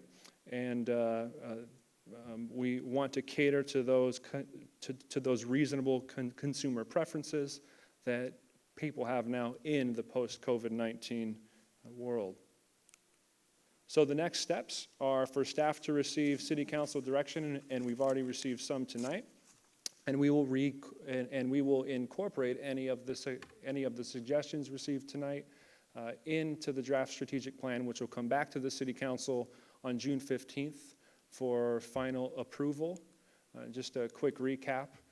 These are the 3 items that we went over, and we received comments on a few of them, but this concludes my presentation.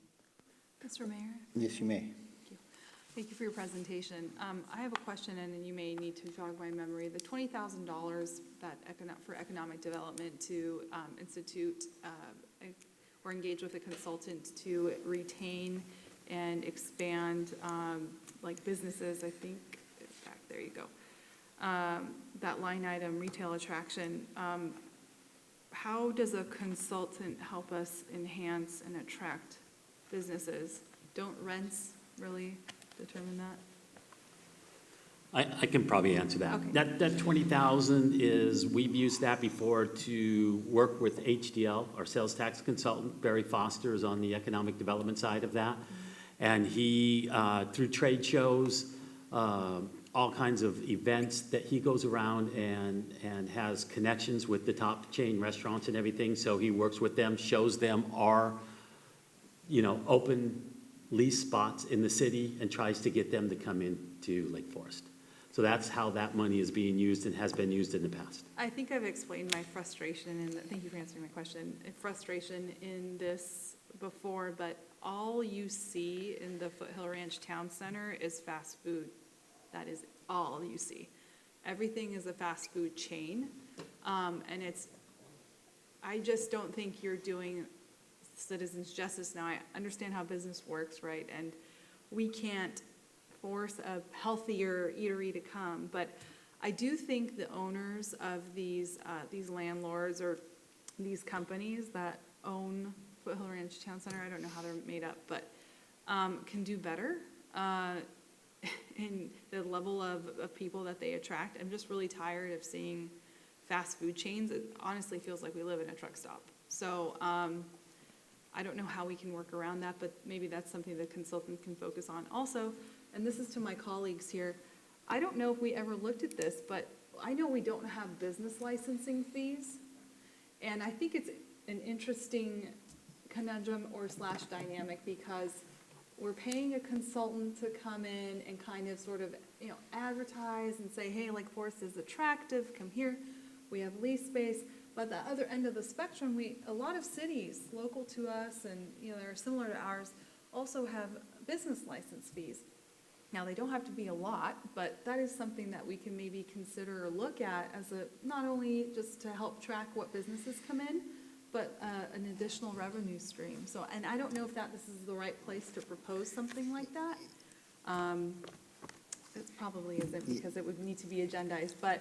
I think that we'll do that at the budget workshop. We can bring that back up. But the fact that, I think that the $20,000, I think that Councilwoman Metaxas's request that he kind of emphasizes and sit down more higher end, Red Lobster and stuff like that to bring in, but drive-through fast food. But thank you. Is that it? Mayor Voights? Yes, sir. Maybe Keith, you can answer this for me. So this consulting company, do we put any kind of incentives or conditions associated with their contract to say, here's the kind of businesses that we want you to attract to Lake Forest, to Councilwoman Metaxas's point, and or just success of that wouldn't have accrued automatically, for us, putting out the word to businesses that were open? He'll work with really anyone we ask him to, and when he comes in this year, we'll sit down with him and go over what Councilwoman Metaxas has said and what you're saying, Councilmember Serbo, and we will ask him to, try to attract or look for those different types of restaurants besides just fast food chains. Okay, I just think if there's some statements in there that gives them some more guidelines rather than say, hey, bring us business. Let's maybe define that. Let's even maybe create an incentive, with their contract to develop and bring businesses that we want to have here. So just a point there if that's something that can be incorporated. I'm not sure, I haven't seen the contract, I don't know what incorporates.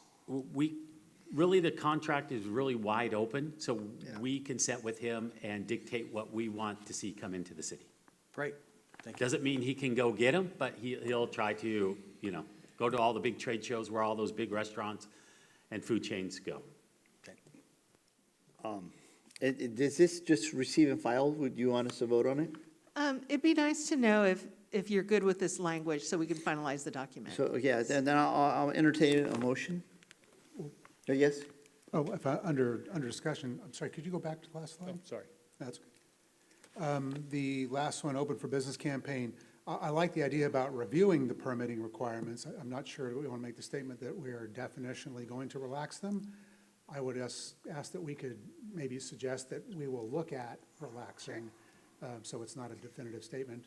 Sounds like a good idea. I just don't know, and I don't want to suggest that we promise that we're going to relax something without Is that understanding. more, that's a good point. Is that more just on the signage and the banners that we have? Like, I know that we've suspended that for the COVID pandemic. Yes, and anything else that might be helpful for a business, but we certainly can change that word, so it's not a free-for-all. And I'm open to looking at all of it, all the Yes. above, but, yeah. So we can change it to review, certainly. Yep. Mayor Pro Tem? Just, well, and I was looking at the same for relaxing the permitting for the signage, that we just say, hey, you can have this sign for X amount of time, then it's got to come down, because I think sometimes signs can be an eyesore. Well, if I could, there's difference between temporary signs and permanent signs, so everyone wants bigger signs. That's, for years, that always is the conundrum about how big the sign can be and bigger, but there's the temporary ones. I think that before the pandemic, we were at a happy medium, and if we can go back to that. But right now, for the pandemic, I mean, I think that anything we can do to help our local businesses get the word out, and, we're here. I know that I was driving through town center of the Foothill Ranch area, and some of those, they really look abandoned and sad. So, some of it's just the demographics of some of the parts of our city. We have Whiting Ranch and the Cleveland National Forest on that side, and so just the demographics aren't good for the sit-down kind of restaurants. But I would like them to stress, the more healthy dining of higher ends. And we have some buildings up there that are available, so I know he'll do a great job for us. And so I'll take a motion. I'll move approval. I'd just like to make one comment. I know we did talk about the extra money for the fireworks, and I made my points then. I'm a little uncomfortable that we spent more money on that, so I didn't want to confuse the support for that, because I do have reservations about the extra money being spent on the fireworks for the reasons I articulated before, but I absolutely support the concerts in the park. So I'll support the motion with my footnote that I did have reservations about spending the extra money on the fireworks show.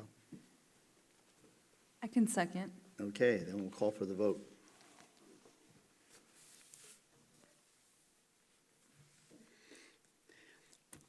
And I'll just make my little footnote that since we didn't have a closure of Lake Forest Drive, we had the money available because of that, so.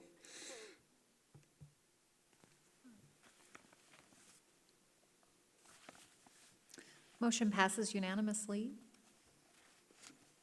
Okay, well, the next item is a discussion of miscellaneous budget items. Now, item number 13. Madam Clerk, do we have anything from the public to speak? No speakers. Okay, Madam City Manager, please introduce the item. Thank you, Mayor. So we have a few items that were brought up during our budget presentation on May 11th, so we're coming back with the requested information. And so our Finance Director, Kevin Shira, has a presentation to walk you through the 3 items that you asked for more information on, and as well as a couple of items that have been brought to our attention since the budget workshop, so there's an additional 2 that we'll go through in the presentation.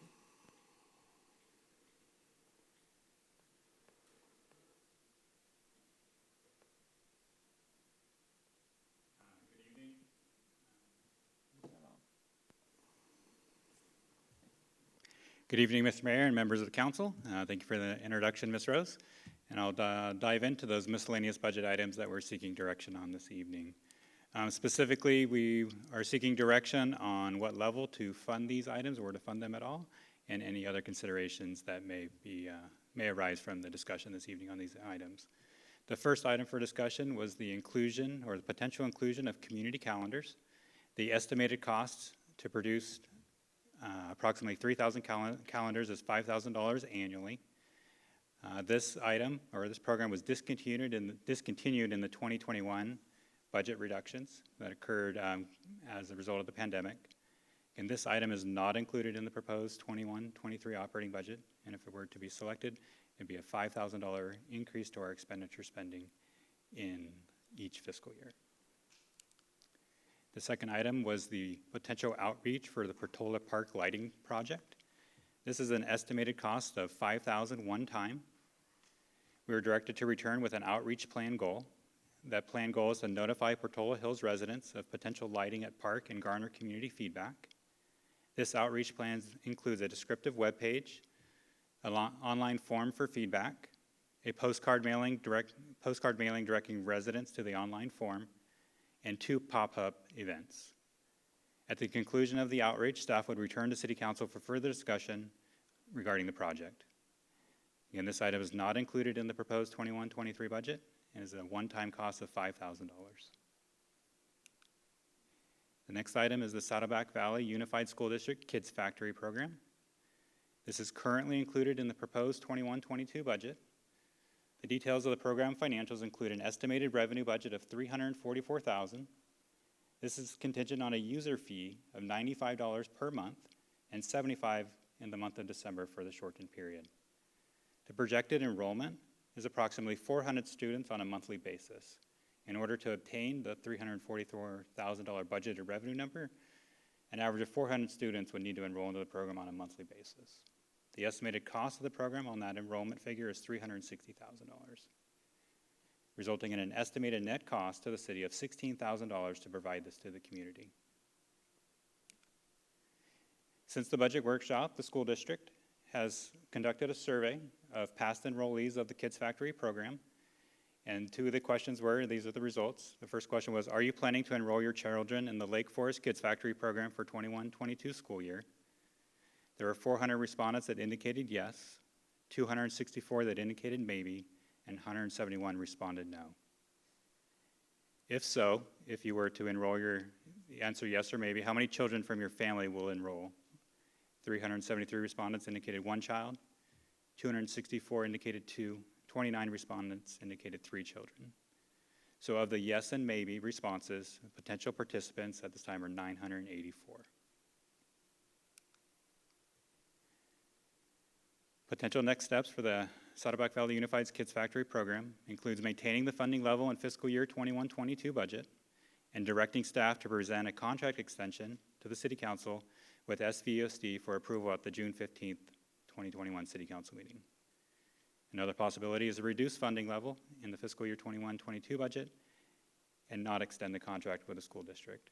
That contract expires on June 30th. During the budget workshop, a member of the community requested a sign for the Kiwanis Club in the city's public right-of-way.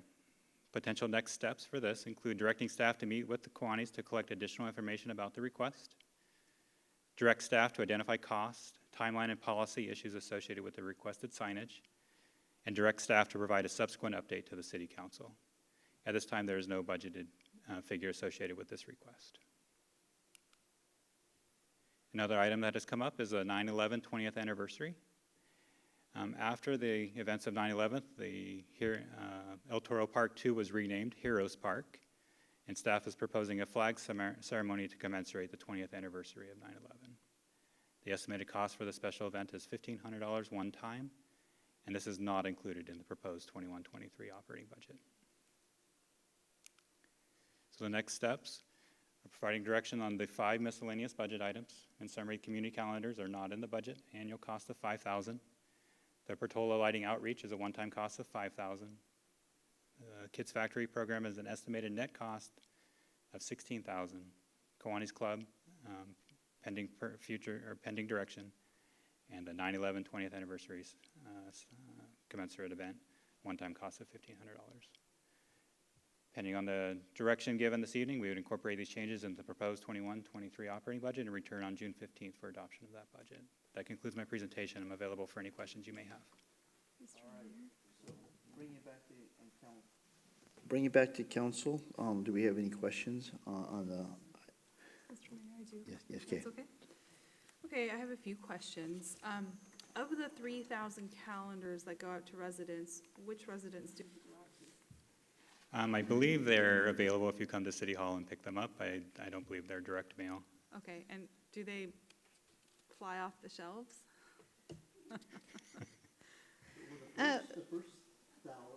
I mean, yes, I know, like 10 years ago, but now, do they? We usually have some left over. Okay. Yeah. On that topic, what is the order number that we've got in the past? I think 2 years ago was the last time we ordered, and it was, Yeah, it was 5,000 in the past. I think this number is for a smaller order. Smaller amount with the reduced cost. Yeah. so it was 5,000 in the past? I believe 5,000 calendars printed previously, I believe with a cost between $6,000 and $7,000. So, would you guys say that the first 3,000 went pretty fast? No. Yeah, it did. I'm just gonna say what I wanna say, Yeah, which is, it's okay. I don't think we should budget for this. I think we're in the 21st century, people use their phones for calendaring, real estate agents are constantly sending me calendars. I always get calendars from, gosh, who knows, just people passing them out too. I just don't find it to be a necessary expense anymore. I mean, my proposal is to get rid of it and use that money elsewhere. So that's just my comment there. And then I have another comment regarding the Portola outreach. And I don't know if Mr. Volsky wants to respond to this, but I wonder if it would be more cost-effective to utilize like free polls that are available on different apps and, you know, websites like, what is that? The one that's like with all the neighbors? Nextdoor. No, thank you. Nextdoor, or you can even use our Facebook page to do a poll. I'm just thinking of creative ways to maybe get the same result where we don't have to spend so much money up front. So just getting your thoughts on that, your experience on how effective, how much that $5,000 will get us. Well, thank you for that question, Councilwoman. Two thoughts. One is, of that, about $3,000 would be used to send a postcard to residents. The other $2,000 are foam boards and different things we'd use at the pop-up city halls. And it's surprising, as much as I agree with you about social media, it's surprising how many people still aren't on Nextdoor or other social media things. So the idea with the postcard would be make sure that this is an important decision in that community. It's been something that's been discussed before. We wouldn't want anyone to come back after any decision and say, hey, wait a minute, 3 years ago you said no, now this. So we really thought it was the most effective way to get into people's homes on the timeline. Now, if we're going to go a little later, we could include some stuff in the leaflet, but to do it in a timeline turned around, we thought the postcard was best. And we don't intend to ask them a yes or no question. We intend to try to draw out some of their thoughts, and that website could do that best. So, Okay, thank you. thank you. I think I had one more question. Of the 984 respondents for the Kids Factory that responded as a yes, maybe, or those people that used Kids Factory before, or are they new folks that were kind of polled? The respondents were all past enrollees of the program. Okay, and then I guess my other question is, are we, how does Kids Factory like advertise? Do people have to call the school district, or do they come to the city? Councilmember Mutazadi, I believe there are people here from the Saddleback School District. Is that true? Would you like to come up to the podium and answer some questions rather than have our staff? Thanks. It's probably better to hear directly from the source. Thank you. Sorry, keep asking my questions. Okay, thank you. I don't know, I have a little kid. I'm learning.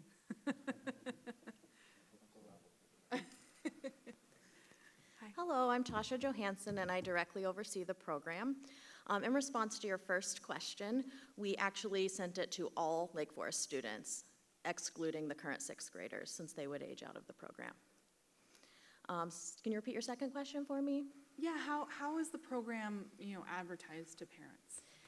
Honestly, we just get a lot of calls anyway, but we do put it on our website. It goes out in the leaflet, and we also email blast all of those same parents that got the survey. Gotcha. So there's never really a shortage of participants? No. Okay, that's kind of where I was going with that. All right, thank you. You're welcome. So you're there, how many elementary schools do we have in Lake Forest? 8. 8?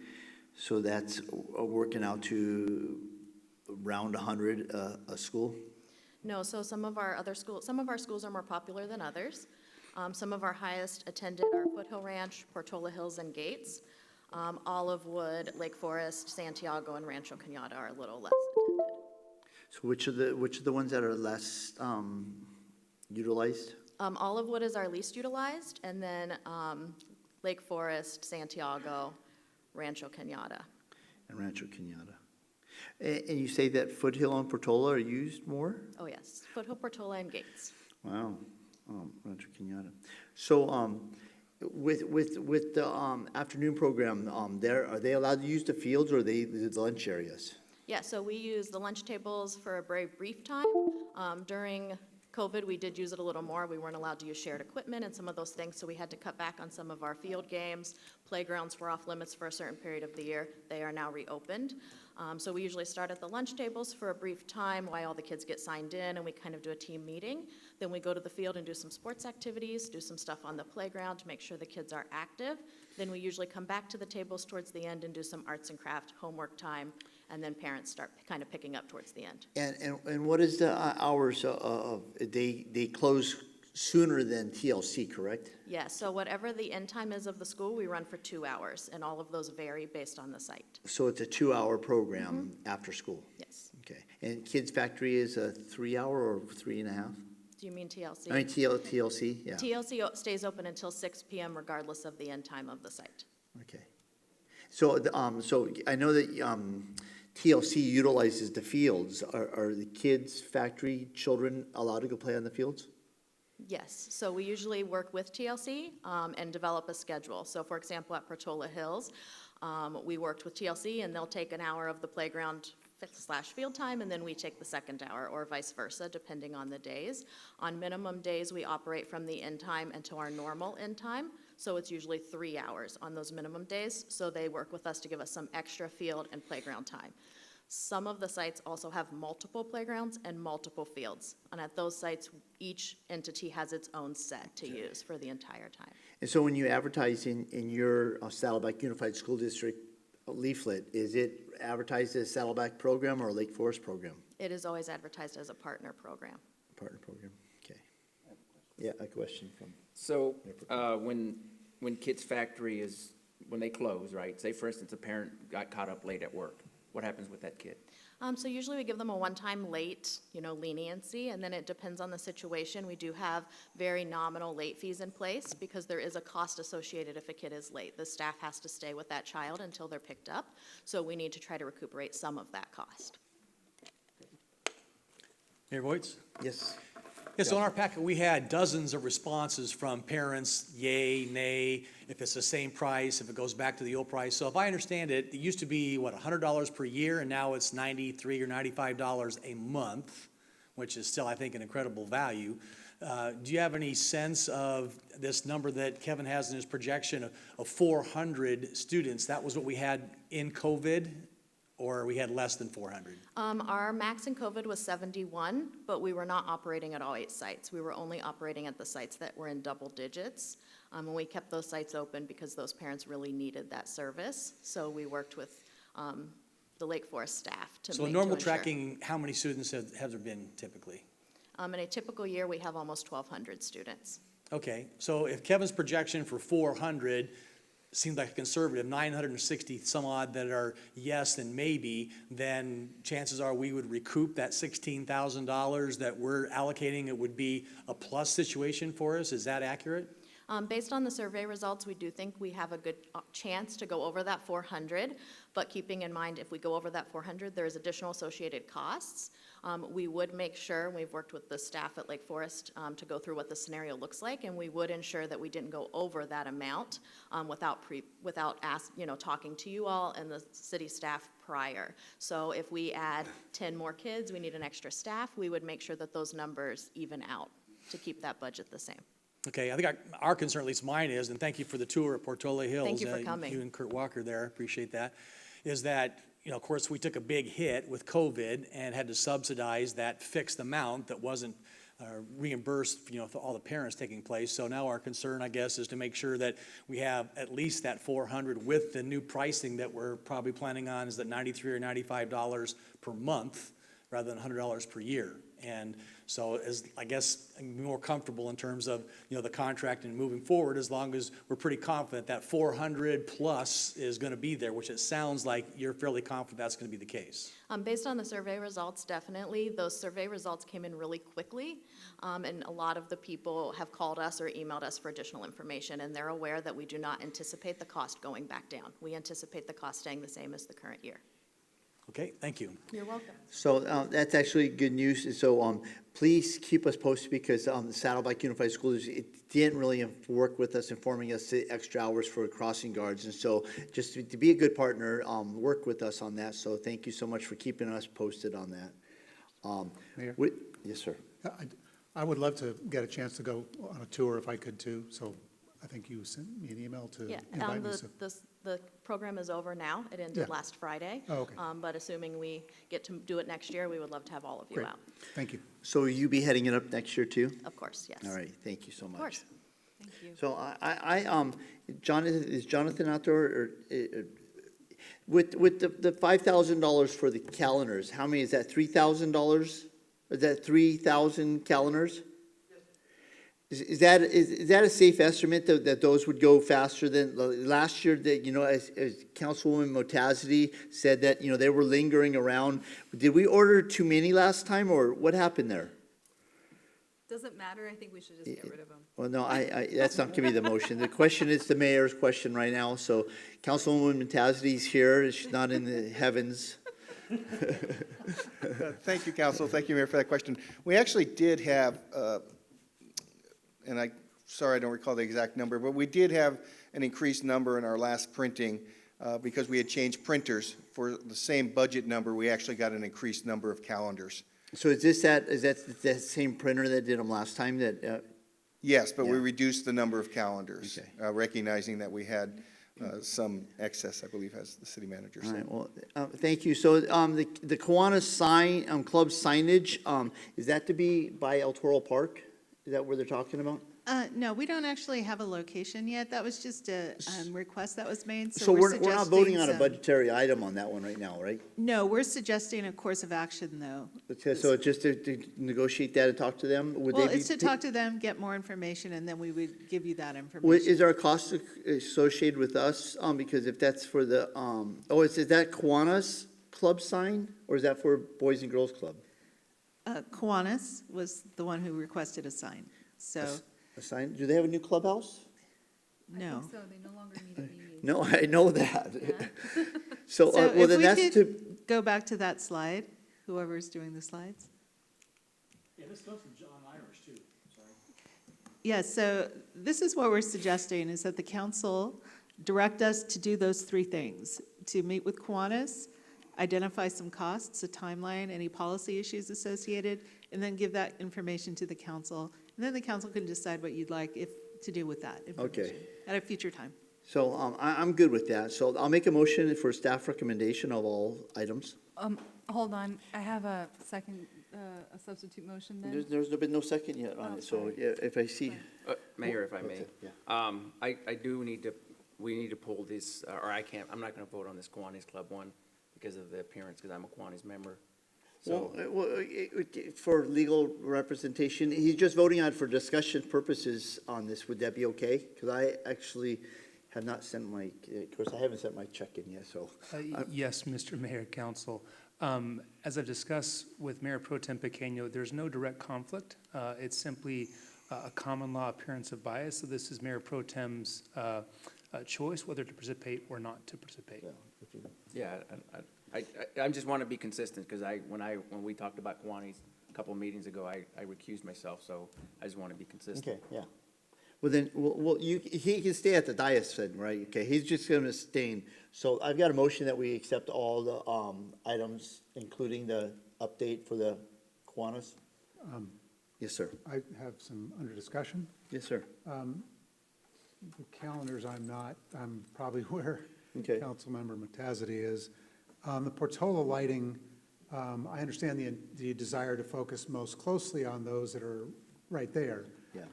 But I also don't want to lose sight of the fact there are other people that are in our community that would also like to use those, because those would be, if lit, would be the only ones in the city. So I know that's always a delicate balance on how you weigh the relative of proximity to the issue. I guess it'd be nice if there was some way to communicate through some broad means to the entire community about this issue. I'm okay with cards going to a more focused because of the more direct impact, but I also don't want to not hear from the rest of the community because it's their park too.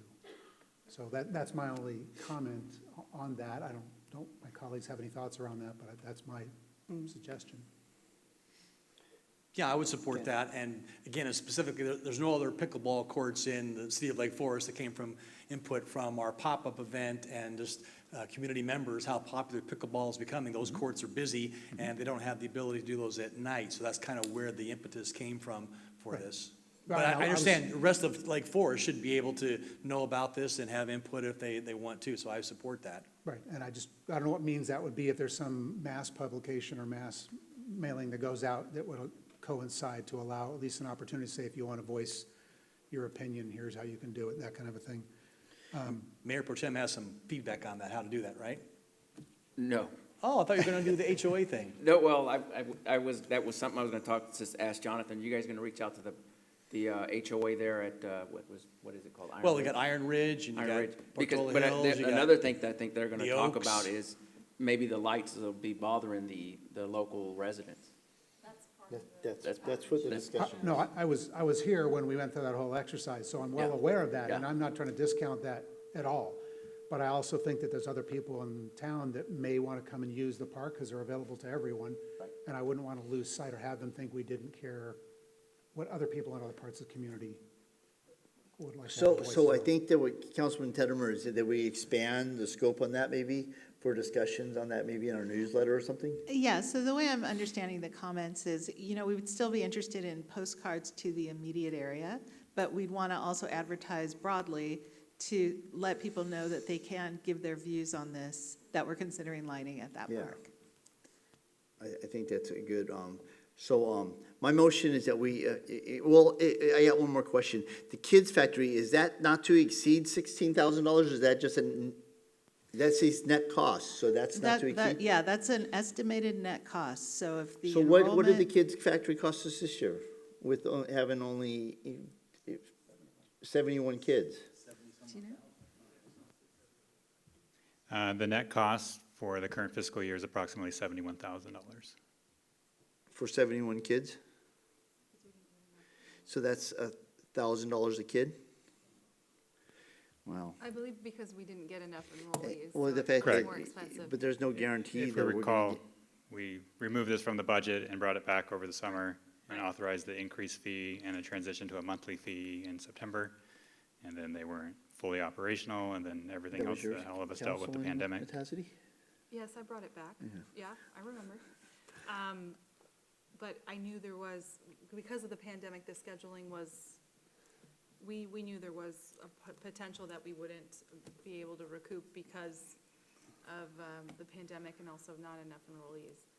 But if you reduce the calendars or took them off, Well, I offset think it the a rest little of the more. city actually deserves the calendars after $71,000 for the 71 No kids. one's using the calendars.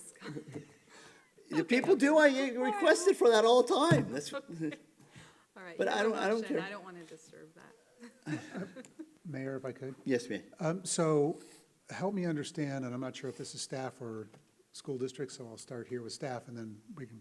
So let's just say that it gets wildly successful and we exceed the 400, that's great. And then as it ramps up or potentially ramps up, more staff can be brought in, and they're saying yes, okay. What if it should taper off later on? Does that force a high water mark that we're then married to that, or is that as flexible so it can move whatever direction it moves fairly quickly, so we can, okay. I was just concerned that we somehow pushed up to some high water mark and then had to hold for some period, but if it's allowed to be pliable throughout the term, then I think that's as good as it can be. And I'm encouraged that it sounds like the numbers will be as good or better than we'd hope, in which case it's 16,000. I don't think we're going to make money on it, but but I think it's close. So I would support the proposal. Kiwanis, I support that proposal, and the 9/11, I support that one as well. Calendars, I'm still. So right now, there's a motion on the table. If there's no second, is there a second for the motion for the whole staff recommendation? Well, is there, okay, let's try this. I'll move the Portola lighting outreach with the comments I made. I'll move the school district proposal. I'll move the Kiwanis Club sign Discussion. analysis. Discussion. And I'll support the 9/11 20th anniversary. Let's deal with that. I'll make that motion. Okay. I'll make a substitute motion, then we just do all 4 or 5 items. Okay, no second on that? And then I'll go back to yours, and would you, if there's this. Well, I'm not done talking about the calendars, but let's just dispense with the 4. Okay, the motion on the table Close is, those 4. is Calendars for, would be so controversial. for the 4 others minus the calendars to be voted on now for I approval. can second that. I'll just second that we vote on the rest. I mean, vote on the calendar separately. So I will call that vote. Do you have that there? So we're voting for the Portola lighting, Saddleback Kids Factory, Kiwanis Club discussion, the 9/11 anniversary at Heroes Park, and that's it for now.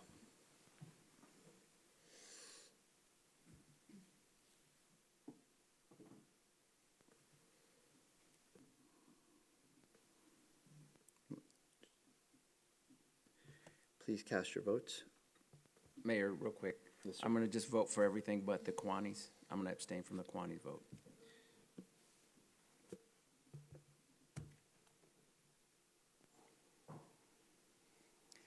Motion passes unanimously. Okay, good. Thank you for knocking that part of it out. So my motion is that if Jonathan's available, Jonathan, if we want to do a pilot run, could we do for the same cost as we did for the 3,000 for 2,000? Hypothetically, do you think 3,000 would go this year fast? Did we do it through the first 3,000 last time? You're not on the spot, Mr. Jonathan. Communication Director. Mayor, I guess I'd like you to define fast for me. It's purely the council's discretion. I think we do have a good opportunity this year because of the 30th anniversary.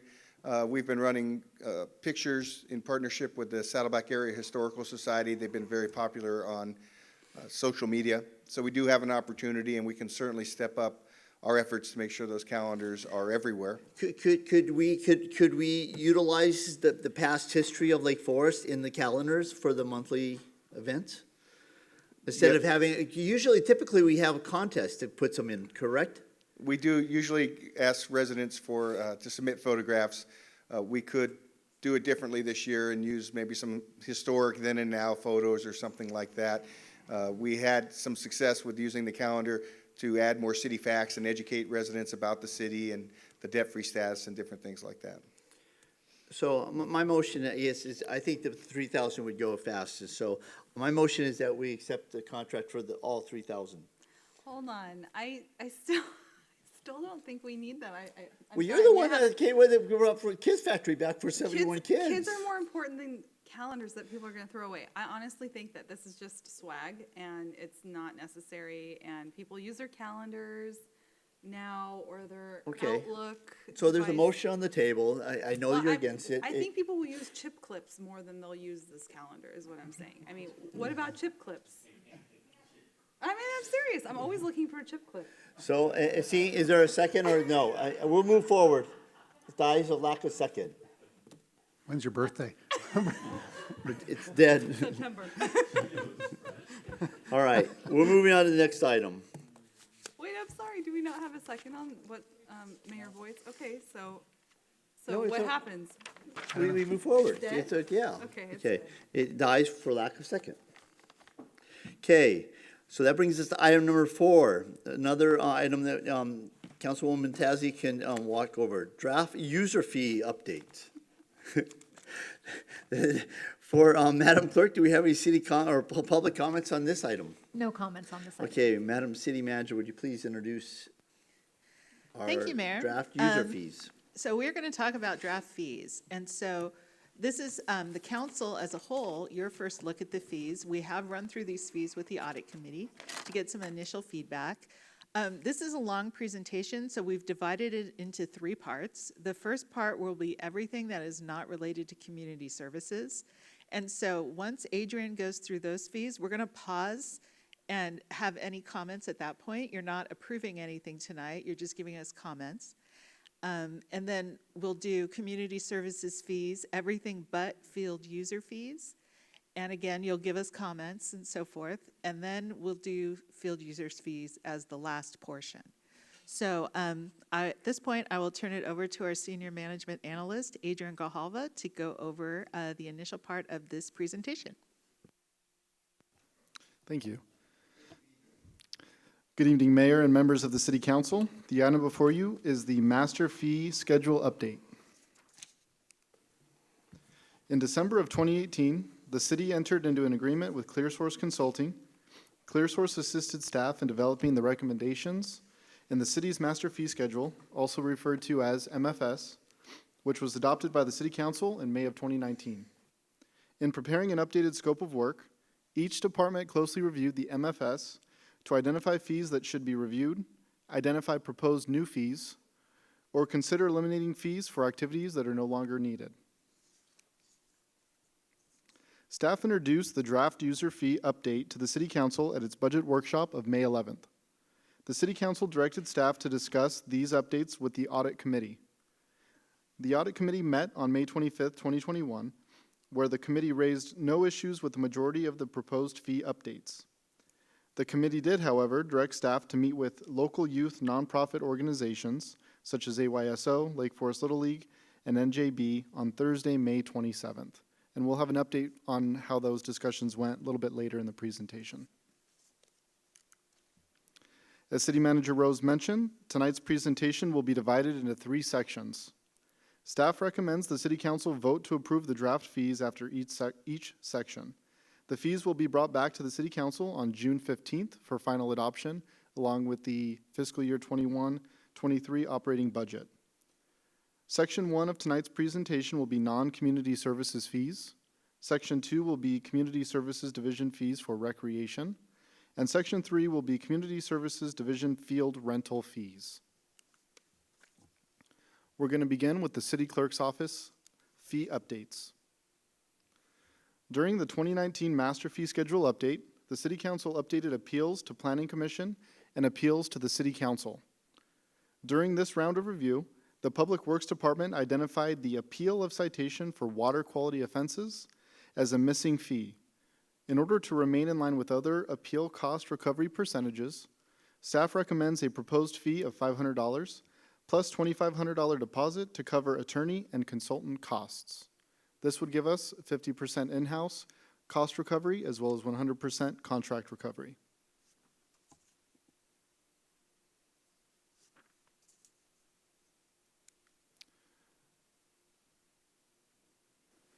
Mayor, are we going to, or is it staff's preference that we take these one at a time and hearing no objection, move on? Is that the intent? Sorry, I was reading, but on the water quality offense, is that for like runoff? Is that for runoff?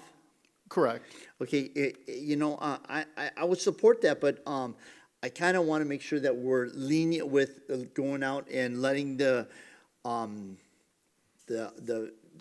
violator know they're out of compliance. I mean, so make sure that we we do a strict, make sure that they've been notified, because that would be, I know that we've had some problems with some local businesses where they have exposed dirt along the sidewalk and they've been actually violated. And so I'd hate to have 5,000 plus a 2,500 for attorney fees and stuff to be put onto a small business right now as we exit COVID. So I'll support that with the stipulation that we do a strong notification of compliance. They're violating the ordinance. Is that fair? Yes, we can do more communication. Yeah, I'd hate to have someone say that, that's exorbitant, so, and that would be mine. Do you want to vote on each one then? What we're looking for is just if, Consensus? yeah, consensus that this is okay to present to you on the 15th. And because these are all fees, in order to adopt fees, it has to be a 4/5 vote. So for us, we wanted to do this first look so you can indicate to us that, yes, it's fine for us to present this to you for adoption on the 15th. Council, with the stipulation that there's a strong notification that out of compliance before fining anybody? Yeah, I agree with that. Okay. I think you have all 5 of us. Thank you, Adrian. Okay, moving on to Community Development Department fees. And I do want to mention, I believe we have our consultant on the line. David, can you hear me?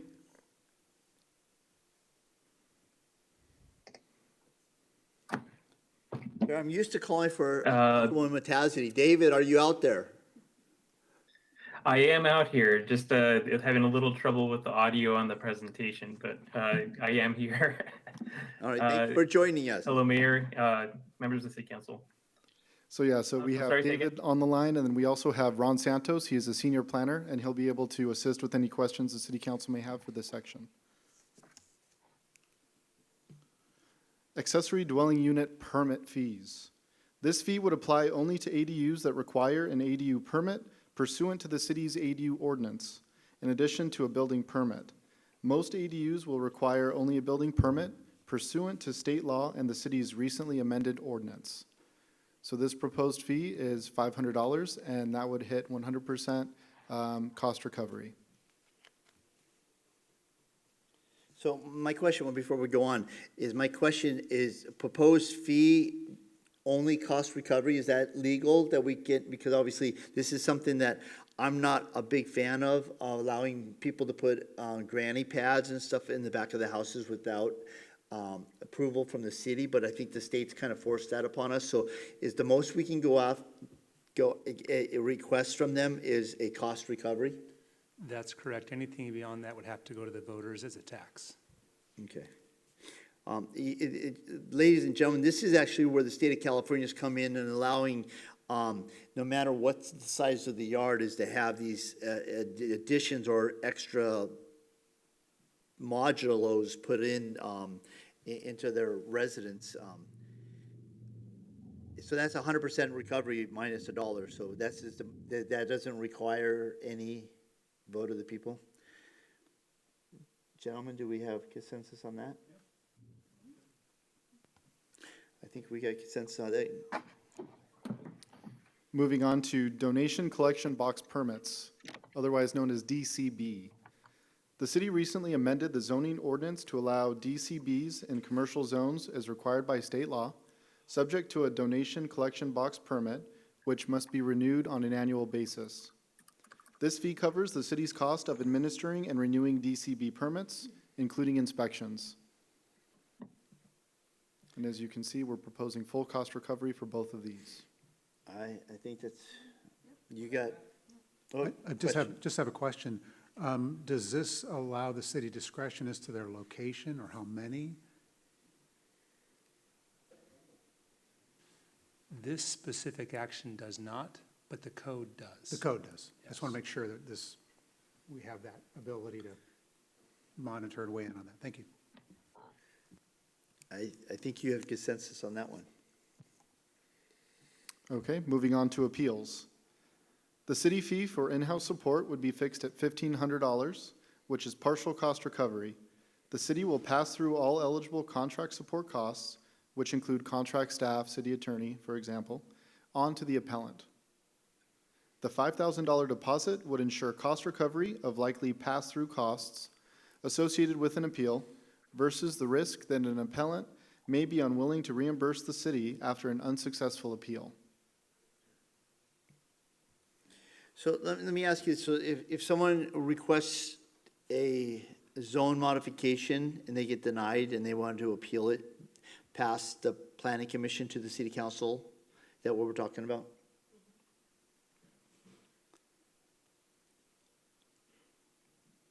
So why is it $5,000 deposit to cover attorney fees and, Just in case, attorney fees or consultant fees escalate to that dollar amount, we want to ensure that we have enough money to cover those costs. okay, so that's a appeal to planning commission, so that's if staff denies them? Mr. Santos, can you provide clarification, please? Good evening, you're on. Good evening, Mayor and members of the City Council. So this appeal fee would apply to appeals of director decisions to the City Council and of appeals to commission decisions to the, director decisions to the Planning Commission or Planning Commission decisions to the City Council. What are the fee, what is the base fee right now?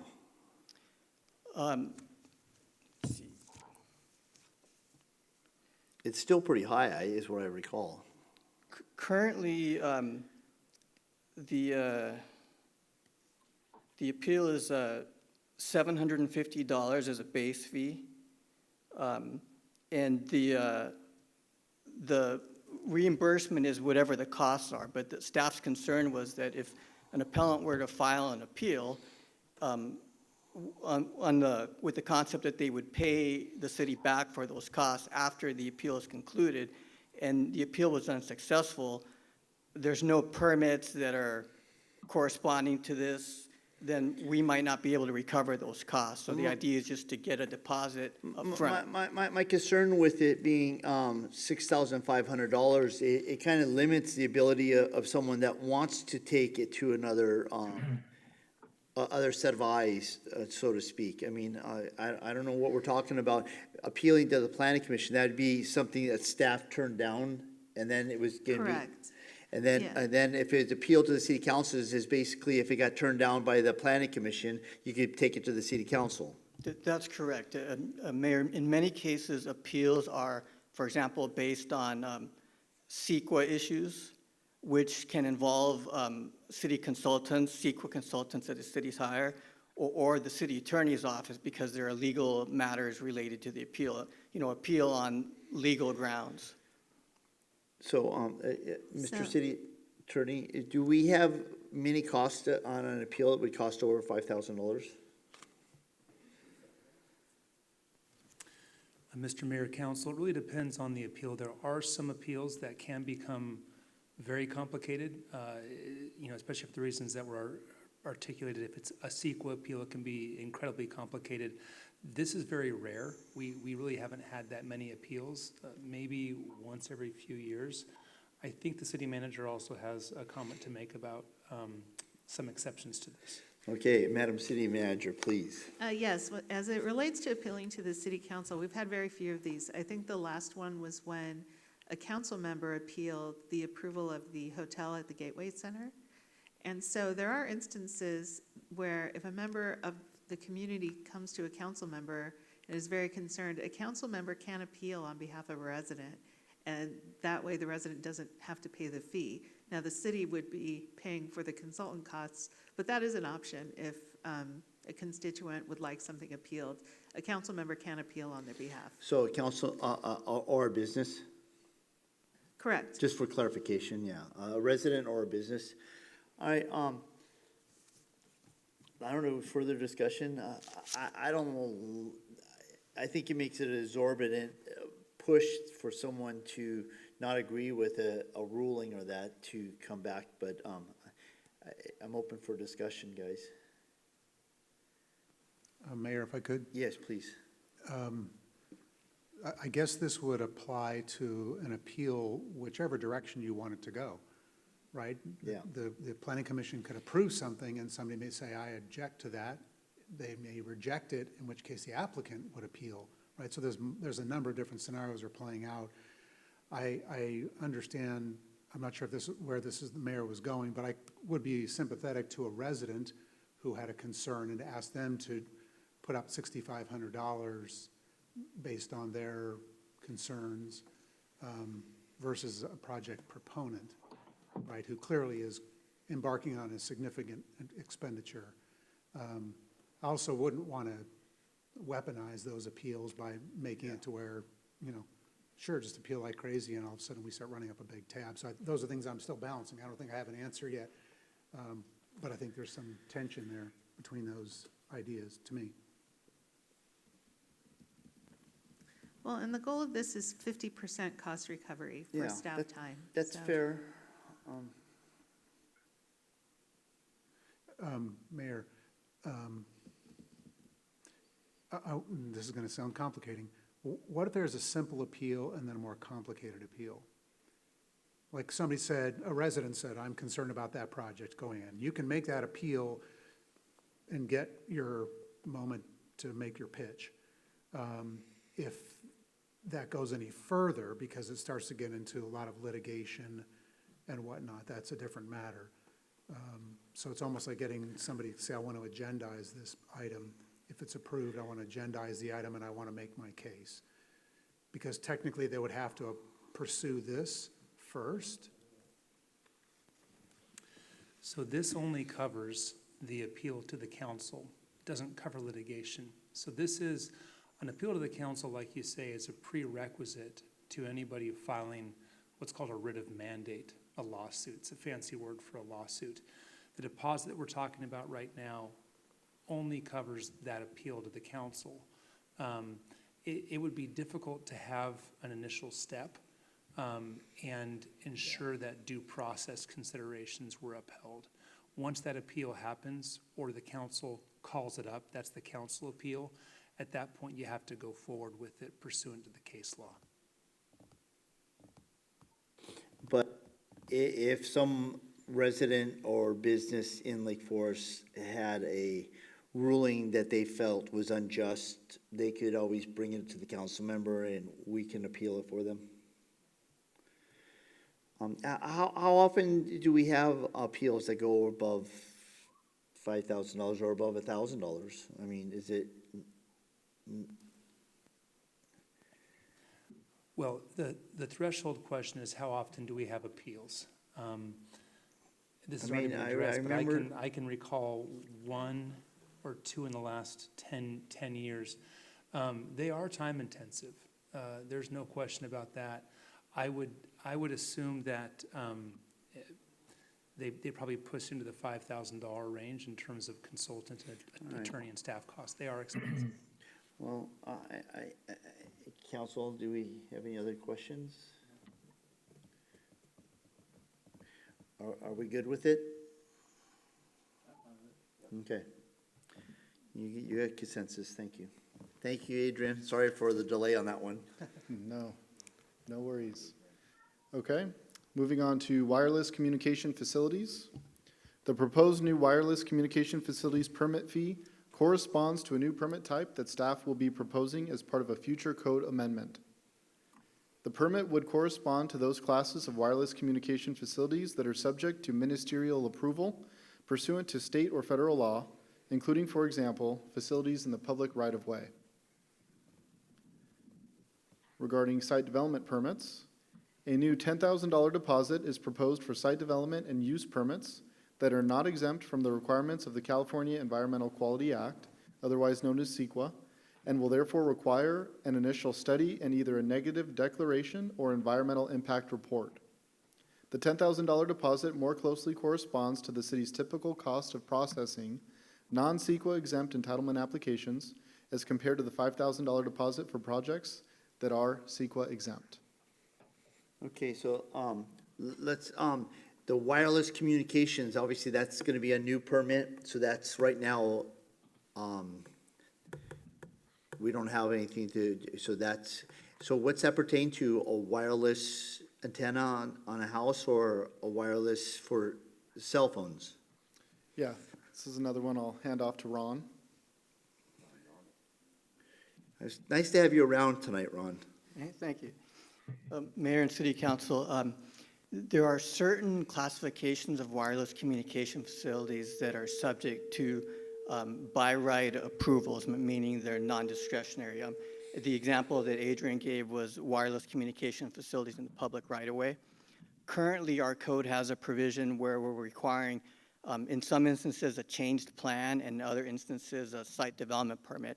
Both of those are discretionary permits, and so what, as a separate action, staff would like to come back to the council with a proposal to create a wireless communications facility permit that would be specific to those types of facilities that are under state law or federal law are required to be approved without a discretionary review process. So like 5G implementation?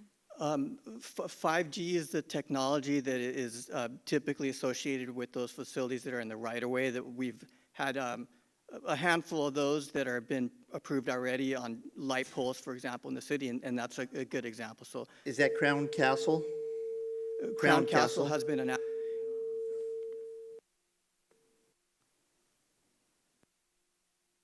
So that would be taking Crown Castle into, if they wanted to put a new wireless receptor, because I'm in support of them doing more wireless receptors. I think that, there's areas of Lake Forest that aren't getting good reception with cell phones, and with the people that are going away from landlines and using cell phones, I hate that any neighborhood gets bad reception. Mayor, the proposed fee would actually be lower than the current fee for a site development permit, and I think it's equivalent to the changed plan fee. So it's actually reducing the cost to reflect the fact that it's a staff-level administrative process, like a building permit, rather than something that's going to the planning commission. Thank you. I'm good with that one. So I think you got consensus on that. Now, going to the site development permit. So that's someone that would want to be changing their facility. I mean, obviously, we got the new general plan updates, and there's ability for us to change some of the Lake Forest and add more structures or less structures. Would that be a new, or what is the cost right now for that? Mayor, the site development permit, and along with the use permit, which is actually the next item on the, which would be on the next slide, they are the applications that go to the planning commission and are required for most development projects. Anything that isn't just a building permit, over-the-counter type of project, site development permit or use permit. And in the cases of those projects that require seeker review, there's a substantial difference in the staff costs of reviewing those projects. Typically, we have a consultant on board. We have numerous technical studies that are involved, coordination with the city attorney's office. So the additional $5,000 deposit is intended to correlate to those additional costs on the city's part. So would that be, this would be taking effect after June 15th, because this will be bringing it back to us, right? Or when will this, it will not be on, it's like people that already applied and are working forward in projects? Okay. I think that, what we as a city, I think, are doing, and I thank you guys for staff, and thank you, Adrian, and Ron, thanks for being here tonight. I think what we're trying to do, because of the trend lines going in the wrong direction, I think that we're just trying to tighten our belt. I think that's something that is wise. I think that, we have a city manager that her number one job is to make sure that we stay fiscally sound, and I think that we've got it in our statements that we're going to be fiscally sound, and so I think that's the direction we're going, and so I'm good with both of these, and I think that you have consensus. You have consensus with all of us. Thank you.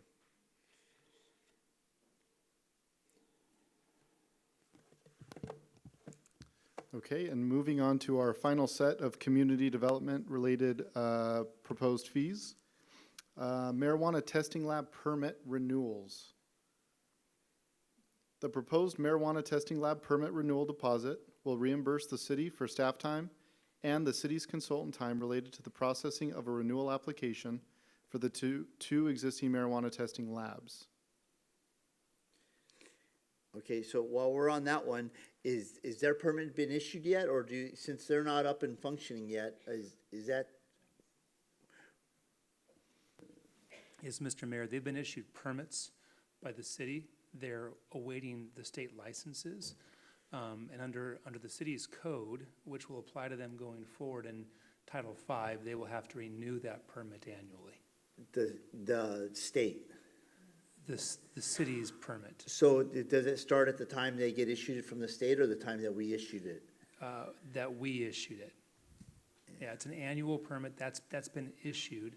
Ms. Ackerman would have more information on that, but it's an annual permit. What is the fee right now? Well, we had some fee on them, didn't we? I mean, Mayor and City Council, we currently do not have a fee for the renewal permit. okay.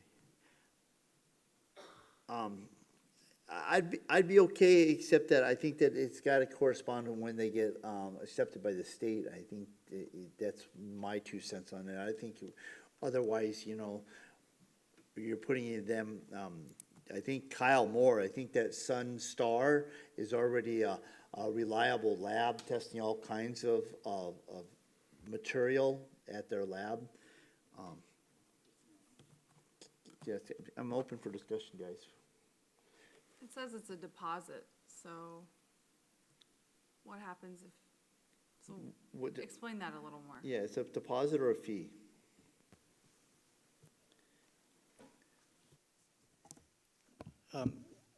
City Council members, with all deposits, the city tracks the staff time spent processing any particular application, and those costs are totaled up and billed against a deposit when we have a deposit. If we complete the application processing or review or what have you, and the cost is less than the deposit, we refund the balance. In some rare cases, the cost of processing might exceed the deposit, in which case we would invoice the applicant for additional funds. But this would take place every 2 years for this particular business? I believe it's an annual review. Sorry. Okay. Thank you. I'm fine with it. Tedmer. I'm conflicted because I have consistently said I have no interest in this subject matter in general. But if I don't support this, then it also means how are we going to collect fees for services we legitimately provide for a service that I don't want to provide? So I have no idea how to respond to this issue at this moment, but it seems to be an awkward spot. So I will not weigh in either way at this moment.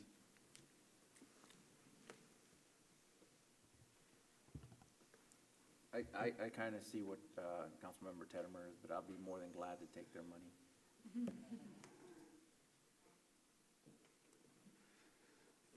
Well, I think the thought here is the city is going to incur costs to process these. So Yeah. if there is no fee, it's a general fund cost.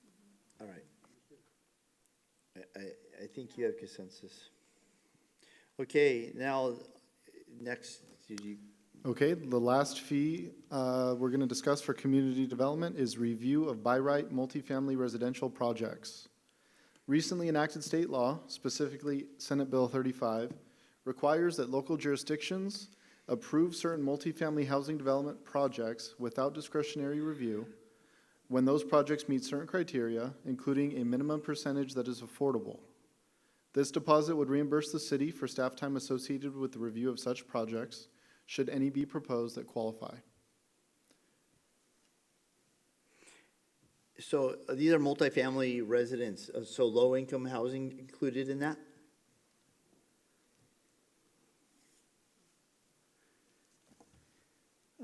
Mayor, there are several bills that have been passed in California that are intended to encourage the development of housing and in particular affordable housing. In some instances, those bills require that the city approve those projects by right, meaning without a discretionary review process. And so this deposit is just intended to cover the city's costs for that review. And yes, it would be for multifamily housing. And in those cases, there would need to be an affordable housing component to it in order to qualify for the by right approvals under most of those bills that I'm referring to. I'm in support of that one, so I think that you have consensus with us all. I think that the city of Lake Forest isn't happy with the RENA numbers that was given out.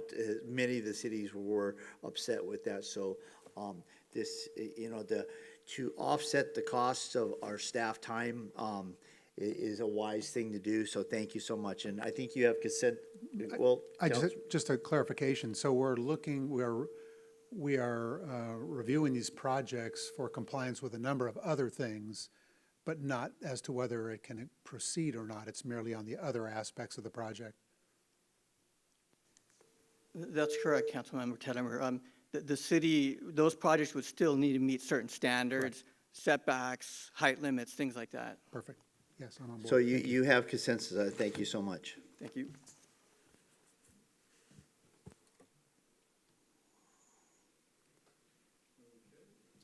Now we are on to Public Safety Division fees. So I have 3 fees here I would like to discuss. Staff recommends implementing the addition of a second penalty to the bail schedule in order to promote compliance. Currently, violators have 22 days to pay off the citation. If the person does not pay within the 22 days, they are mailed a reminder notice and have 15 days to pay the citation amount. Otherwise, they are then charged a $35 late payment penalty. So that's currently what our fee schedule has in it. Should the City Council adopt a second penalty to the bail schedule, violators will have up to 30 days to pay the citation amount and potentially the first penalty, depending whether or not they paid that first penalty within the 15 days. Otherwise, they will be charged an additional $45 late fee.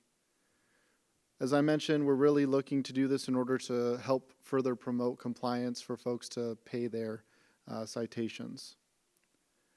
At this time, staff is also recommending implementing a vehicle impound and release fee, as well as a false alarm fee to match the Orange County Sheriff's Department fee schedule. So this would be for parking citations within the city? Yes. And so, is that something that we have the option of putting those penalties on, or is that not the county with? We do, and some of our neighboring cities currently have multiple escalating citation penalty amounts. Did you kind of utilize their fee structure on the penalties? That is correct. Yeah, I'm good with this. Under discussion, if I could. Please. The second 2, it says to mirror fees established by the Sheriff's Department on both of those. Not familiar with how this works, so if there is an impoundment or false alarm, do we get billed from the Sheriff's Department? And then if we don't collect it from these individuals, then we're out the money? Is that the way that works? You know, I'm actually not sure. Not sure if City Manager Rose has any insight. My understanding is that they would charge the fee that this city has authorized to charge. So if our fee is less than what the sheriff's fee is, then the city would pay the difference. So if we don't match, just to say it another way, if we don't match, we run the risk of actually underwriting it. Correct. So if the sheriff's fee is $20, but our fee is $10, then we're going to pay the additional $10. I'm for matching those. Sheriff's Department.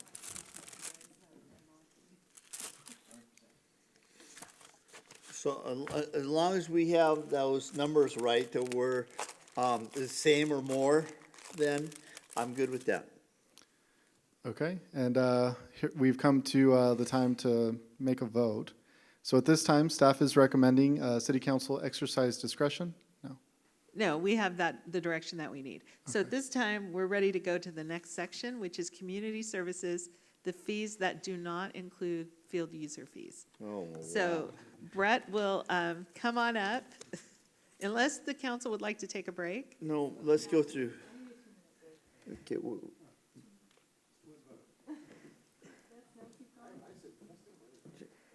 Okay, we'll take a break. Take a.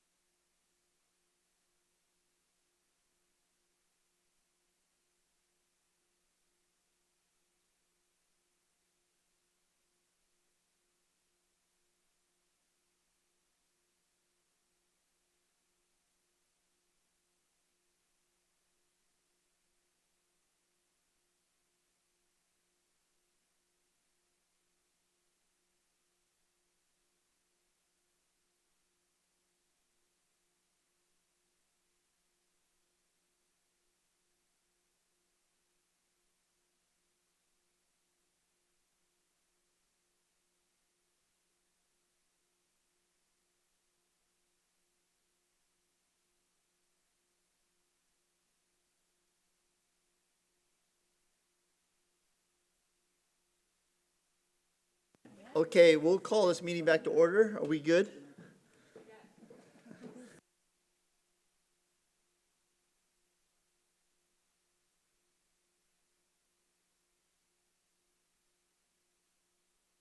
Okay, please, let's carry on. Where are we at? All right, good evening, City Council, Mayor and City Council. Thanks for having me here to talk about community services fees. As mentioned, we're going to go kind of bifurcate this a little bit. We're going to talk about recreation fees first and then get into recreation fields and permits. So just a little bit of background. As you may recall, in 2019, we used ClearSource to do a full fee study for the city, which looked at all different fees throughout all the departments, including community services. And at that time, the council adopted a fee policy for types of cost recovery it was seeking with regards to each department. For community services, the council set that target at 20%. And at the time, we were about 18% across the board.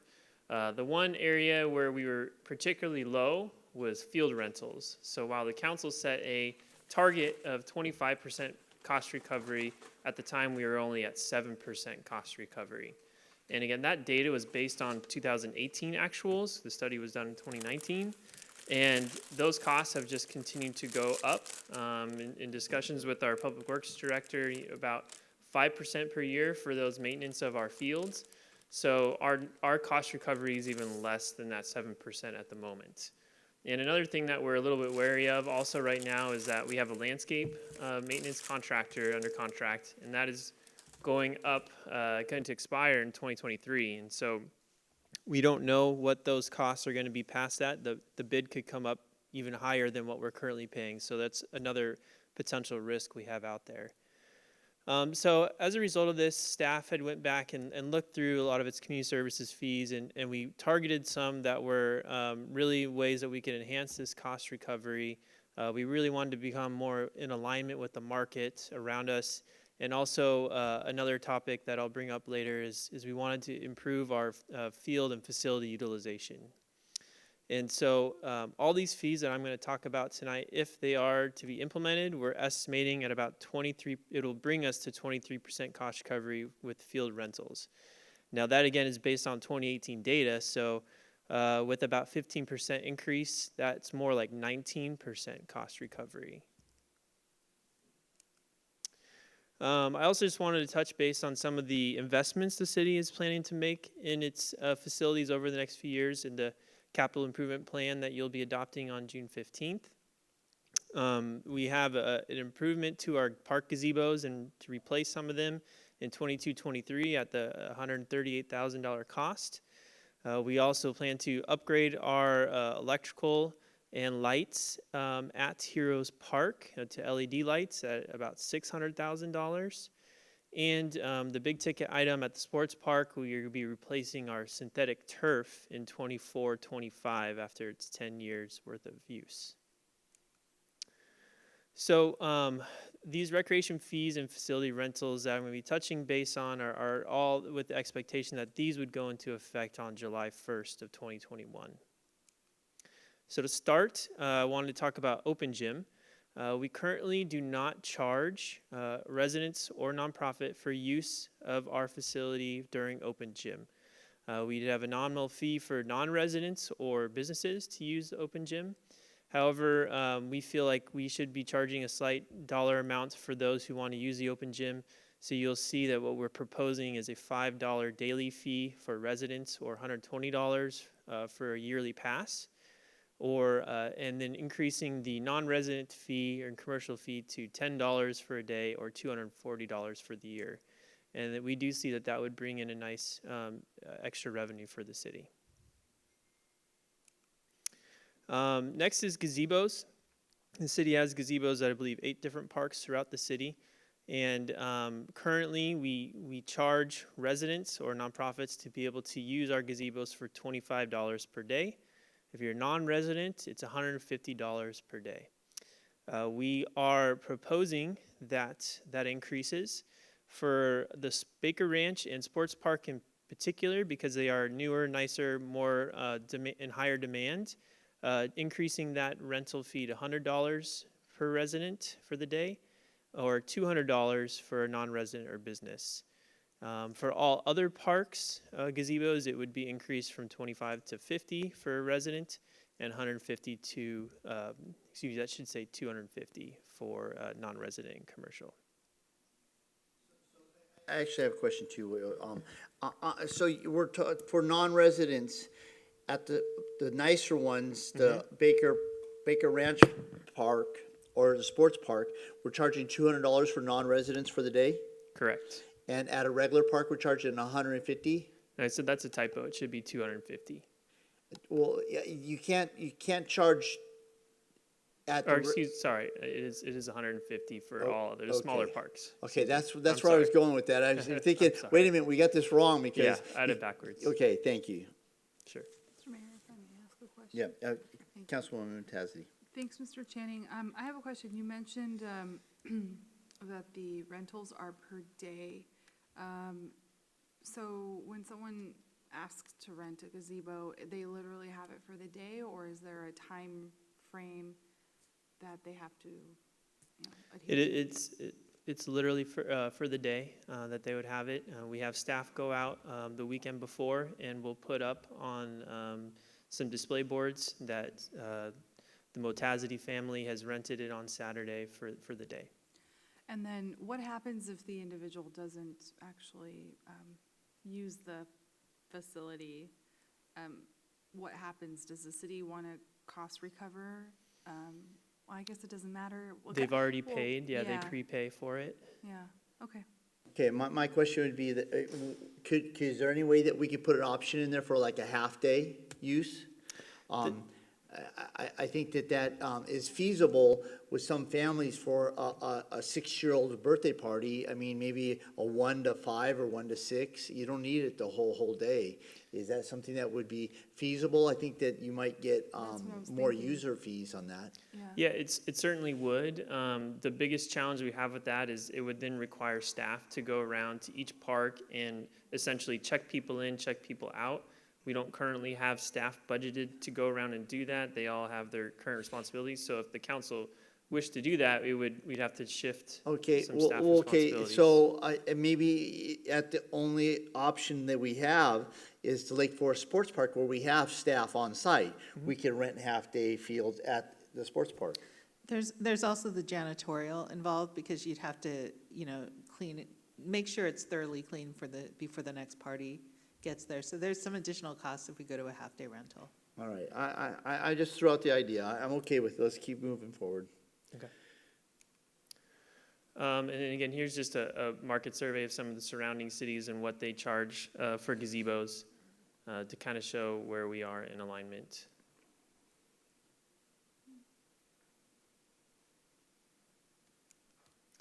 Okay, so special event permits.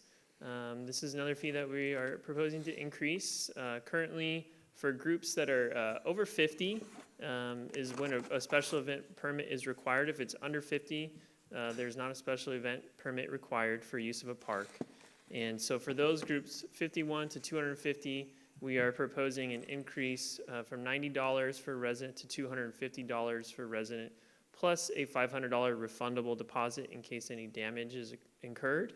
And if it's a non-resident or commercial, it'd be $500 to get the permit, or a $500 refundable deposit. And then for groups of more than 250, the only place that this would be allowed is at the sports park in the Commons area in particular. It's only happened once before, and it's with Panasonic. They would utilize the Commons area for a company picnic. And so, again, if it was a large organization like that, they would be required to use the Commons at the sports park. And that is, we're proposing an increased fee from $250 plus a $250 deposit to $500 and $1,000 for residents, or if it's a commercial, $1,000 plus a $1,000 refundable deposit.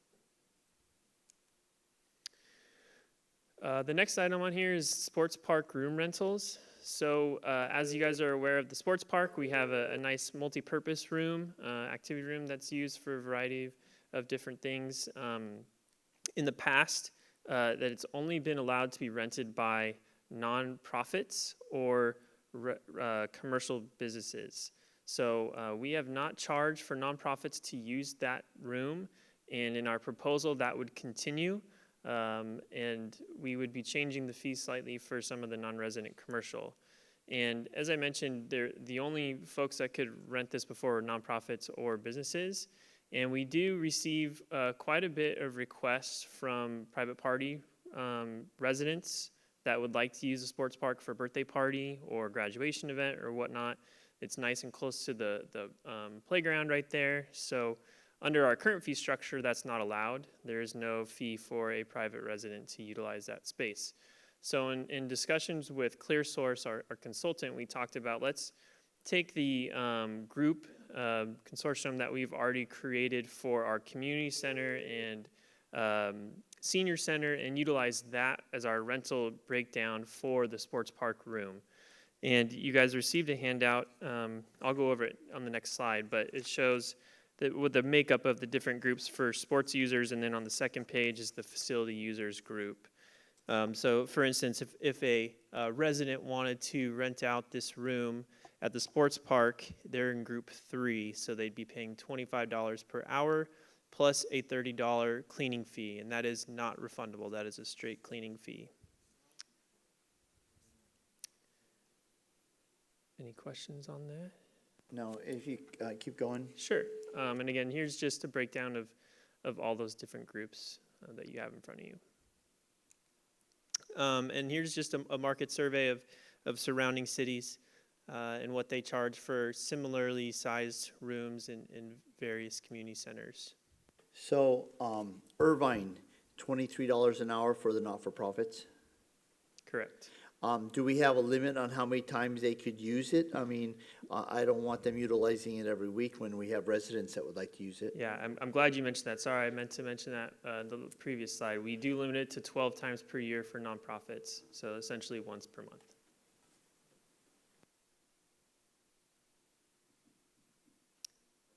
Gentlemen? Okay. Next is basketball rental and fees. Currently, For the not-for-profits, do they have to be a Lake Forest-based not-for-profit? yes. I mean, this they is a can't be local from Lake Mission Forest. Viejo or that? Correct. Okay, go ahead. Thank you. So for basketball rental and fees, the one change we have here is with regards to Group 2, which are the local youth nonprofit organizations. Currently, we were providing the gymnasium at the sports park for free for anyone who qualified under Group 2. However, we are proposing that we change that from a free rental to an hourly based rental. And the rest of the fees from Group 3 through 8 are unchanged. Okay, I'm gonna make a suggestion that we hold off on this because I'm gonna include this with field. Since we're going to per hour for youth groups, I think that's something for a bigger discussion. So if we could table this one for now and carry it on with our sports field allocation. Yeah, we can come back to fees. it. Sure, thank you. Thank you. The only other part of this to discuss is, outdoor courts as well. Do you want to hold on that conversation as well? Would you just go ahead and open us up? Is that the next slide? Yeah, it's part of this. It's just a little bit down on that chart. We're creating a new fee in order for groups to be able to rent the outdoor basketball court. And currently, we don't have that at the sports park. So with COVID, we've had that interest for folks to be able to want to rent our outdoor basketball court. So it's just setting up a fee structure. Okay, so we'll include this with the keep going. So we're gonna table Okay. this one and move on. Okay. Okay, thank you. No problem. I'll come back. And so that is all the set of those fees that I wanted to discuss. It sounds like I received consensus on all those other fees that we discussed, unless there's other comments. All except the basketball courts Yeah. for the hourly. And Councilwoman I Matazzi. have a question. So Sure. we received an email from someone from Lake Forest Little League expressing concern of moving to an hourly fee. So would that be Group 2? No, we're actually tabling that for It now. is, but we'll But be it- getting to But that. it just said basketball courts, so I just, in your table, it said just for the basketball courts. But I want to make sure that we're discussing just everything. We are, yes. Not So just that for the is just basketball, Group 2, but there is a Group 2 for field rental use that we're going to get to in a few slides. Thank you. Sure. And again, all those fees I just discussed, those would go into effect July 1st, except basketball. Except, We'll get back okay, to that. The courts, yes, thank you. Okay, that bring us to the next, Okay, sports field. so yes, now we're gonna talk, sports field rentals. Okay, Mr. Mayor, if I may. you may. I'd like to table this one. I'd like for it to go back, because, you know, what I want is AYSO, NJP, and Lake Forest Little League to get back together, because as I'm reading this, this is gonna just shoot their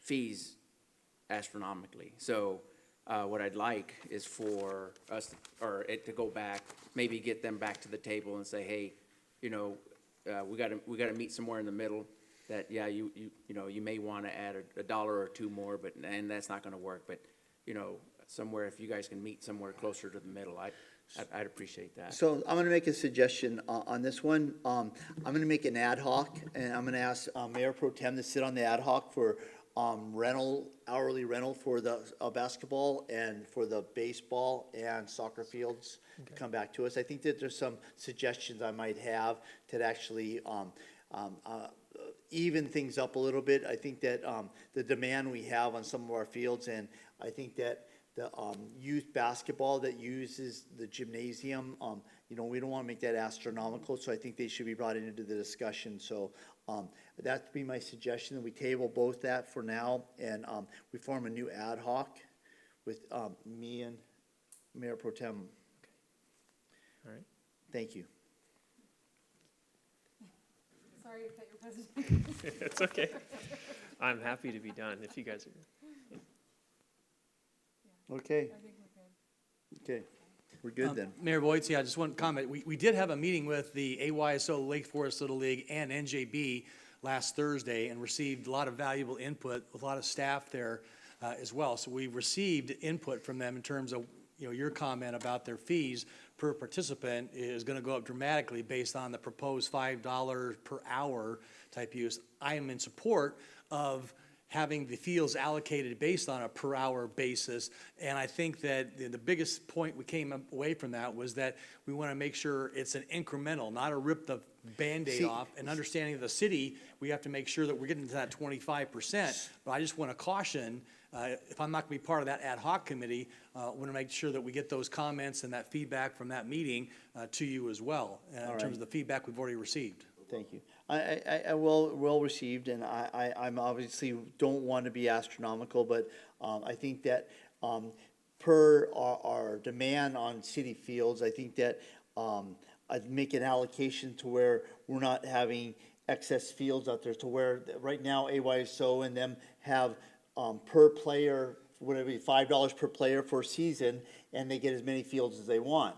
I wanted to come up with a structure and working with city staff from the sports park and trying to figure out how we can marginal that to where they allocate enough fields for their play, but leave some open so that we can rent it for the club teams that are out there also.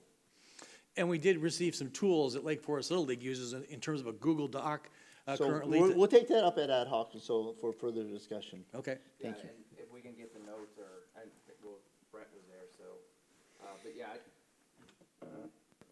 I don't want, you know, they're gonna pay, because I know part of this is, this is whole fee recovery, and we'll get there.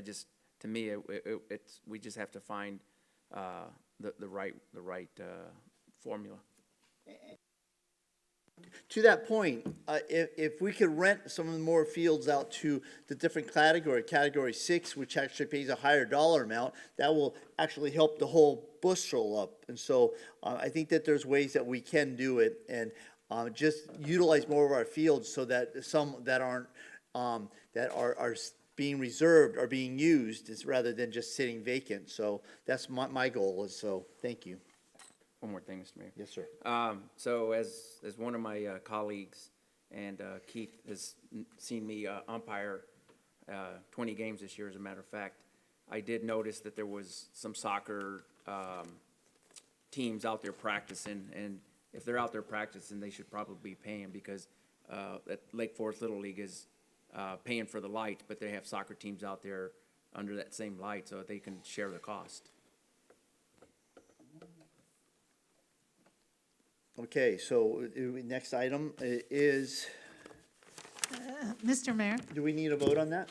Well, I just want to clarify. So everything that you indicated, we have consensus on, you're okay with us bringing that back for adoption on June 15th? Yes.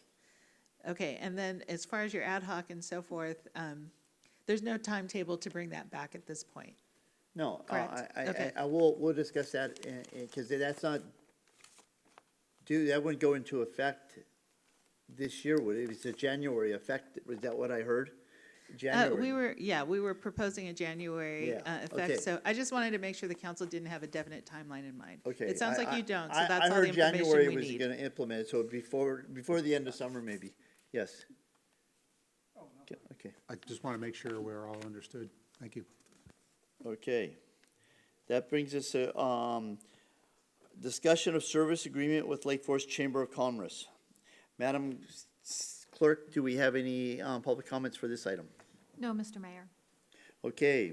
Madam City Manager, would you like to introduce the item? Yes, thank you, Mr. Mayor. So this is our last item, and it relates to our annual contract with the Lake Forest Chamber of Commerce. So I'll bring back our favorite presenter, Senior Management Analyst Adrian Grijalva, with another presentation for you tonight. The Empire's gonna have to give you an all-star award at the end of the meeting. Yeah. Should have changed your tie or something at least. Okay. Okay, thank you, Ms. Rose. Good evening, Mayor and members of the City Council. The item before you for consideration is the Lake Forest Chamber of Commerce contractual agreement. The Lake Forest Chamber began its service to the business community in 2010. The Lake Forest Chamber of Commerce is a professional organization committed to promoting and supporting its member businesses and the surrounding community. Its mission statement is, "We create a community environment in which businesses can grow, prosper, and thrive." Its vision is, building business and supporting community. The Chamber consistently meets or exceeds its obligation in its agreements, providing excellent service to the city and the business community in support of economic development efforts. The Chamber Board is made up of the following positions and personnel. Mary Visconti is its CEO. Currently, the chairman position is vacant. Jeremy Olson, treasurer. Roxy Vela, secretary. Jerry Johnson, technology. Brian Lau, social media. Diana Ramirez is the chief ambassador. And Steve Smith is the MC. The Lake Forest Chamber of Commerce recently launched a new website in April of 2020. Features include a membership login portal, which provides members access to member-only deals, and a membership directory displaying member location, website, and contact information. Also included is a new calendar event window displaying chamber and community events. Members can use the calendar to plan ahead and RSVP to events months in advance. The Lake Forest Chamber of Commerce offers several benefits that incentivize businesses to become members. Those benefits include marketing through grand opening and ribbon-cutting events, business and education seminars, representation on social media and member spotlights, which provides personalized exposure of a member's business on the Chamber's website and various social media platforms. So why do we have an agreement with the Chamber? The agreement requires the Chamber to implement specific programs and events to assist the city with its business development and attraction goals. The Chamber provides the city with a business proposal outlining its goals and initiatives for the upcoming fiscal year. The city and Chamber discuss programming for the upcoming fiscal year and annually update its scope of services. The funding the city provides is intended to cover overhead and third-party expenses associated with business events and seminars. Over the past 11 years, the city and Chamber have collaborated on business seminars, enhanced marketing and promotional tools, as well as strategies to address growth and expansion needs of Lake Forest businesses.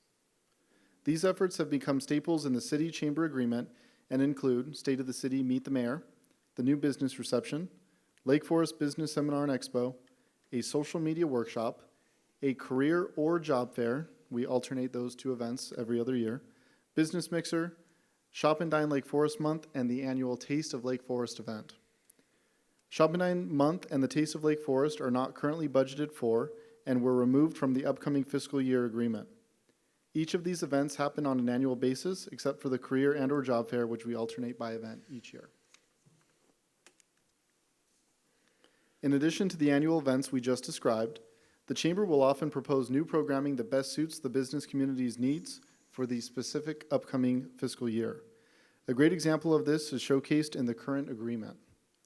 The Chamber offered programming they never did before, benefiting the business community by offering webinars, trainings, and job fairs with the intent of aiding local economic recovery efforts while the economy was shut down due to COVID-19. The Chamber partnered with the Orange County Small Business Development Center to host the Level Up program. The Level Up program is a program developed by the OC Small Business Development Center to assist small business owners in utilizing analytics and metrics to reach the next level of growth. Since the start of the pandemic, the Chamber informed staff it has never received more phone calls and emails from businesses looking for help. The Chamber was able to walk businesses through federal, state, and county loan grant applications, including the Paycheck Protection Program. More recently, the Chamber partnered with the city on the following projects: 2 drive-in movie events and flock camera outreach. Included as attachment 3 is a fiscal year 2021-22 business proposal submitted by the Lake Forest Chamber of Commerce. In addition to the annual events currently listed in the agreement, the Chamber proposed adding more events by way of the business proposal. Such events include the annual Elf Yourself 5K charity run, which is hosted at the Lake Forest Sports Park and Recreation Center, additional business mixers at the new Civic Center, additional social media workshops as businesses are phasing into a new way of doing business due to the pandemic, and Lunch and Learn workshops. The Lunch and Learn workshops is a current program that the Chamber hosts. They do about 1 per quarter, and they invite, specific industry representatives to come and speak while folks enjoy lunch. This slide illustrates the amount of funding the city has authorized in support of the Lake Forest Chamber of Commerce. During the first 2 years of operation, back in 2010, 2011, the city provided additional funding to assist the Chamber with startup costs. After that, the Chamber operated within $15,000 of city funding per year through fiscal year ending June 30th of 2018.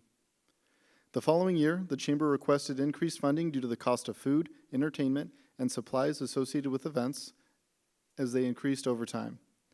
In fiscal year 2021, due to COVID-19, the city authorized an additional $10,000 to be spent on scholarships for the Chamber to retain membership.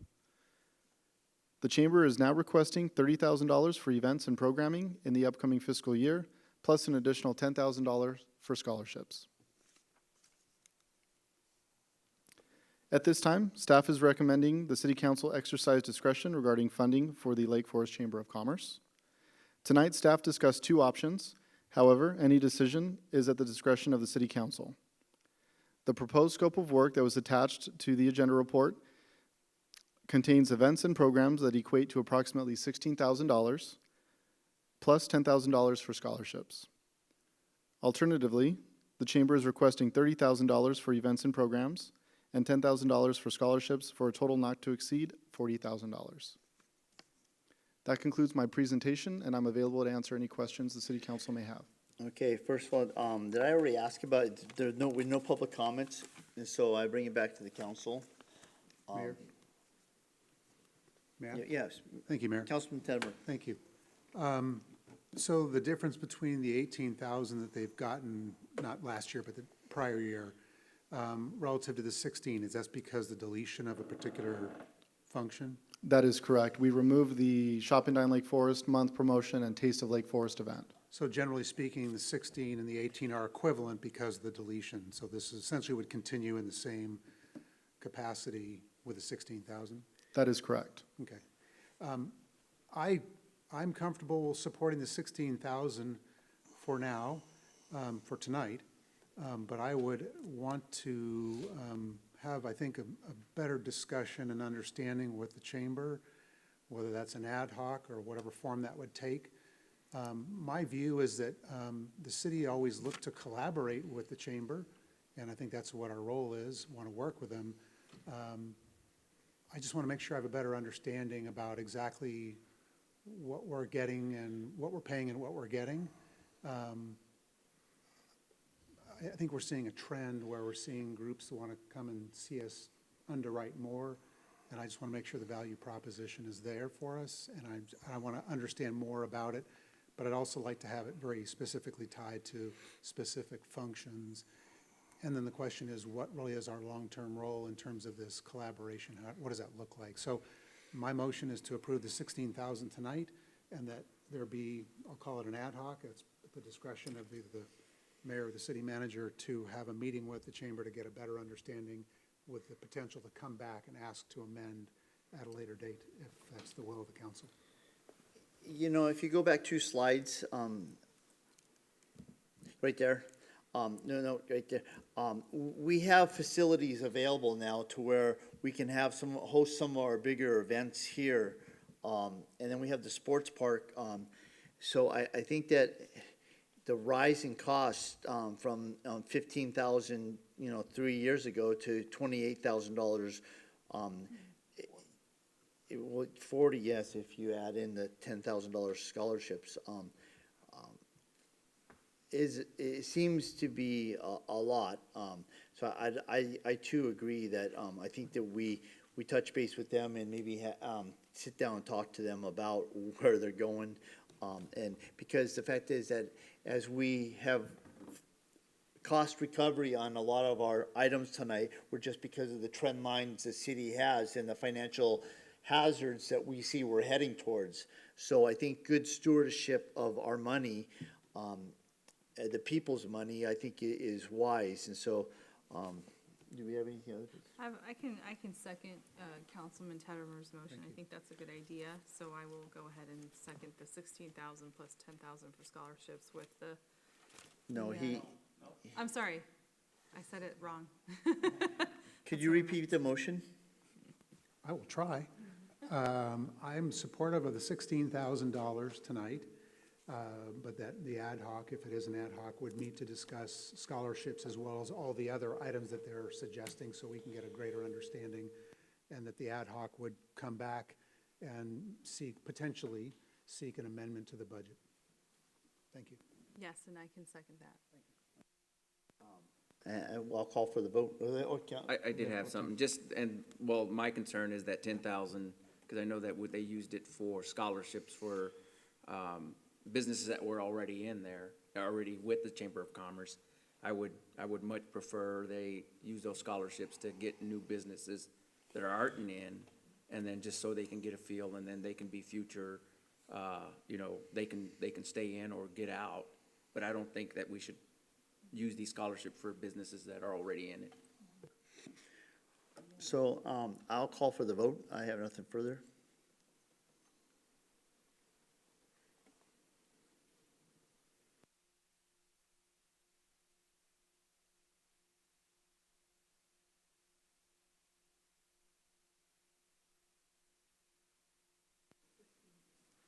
One more? Oh. There, switch it back. Hold on.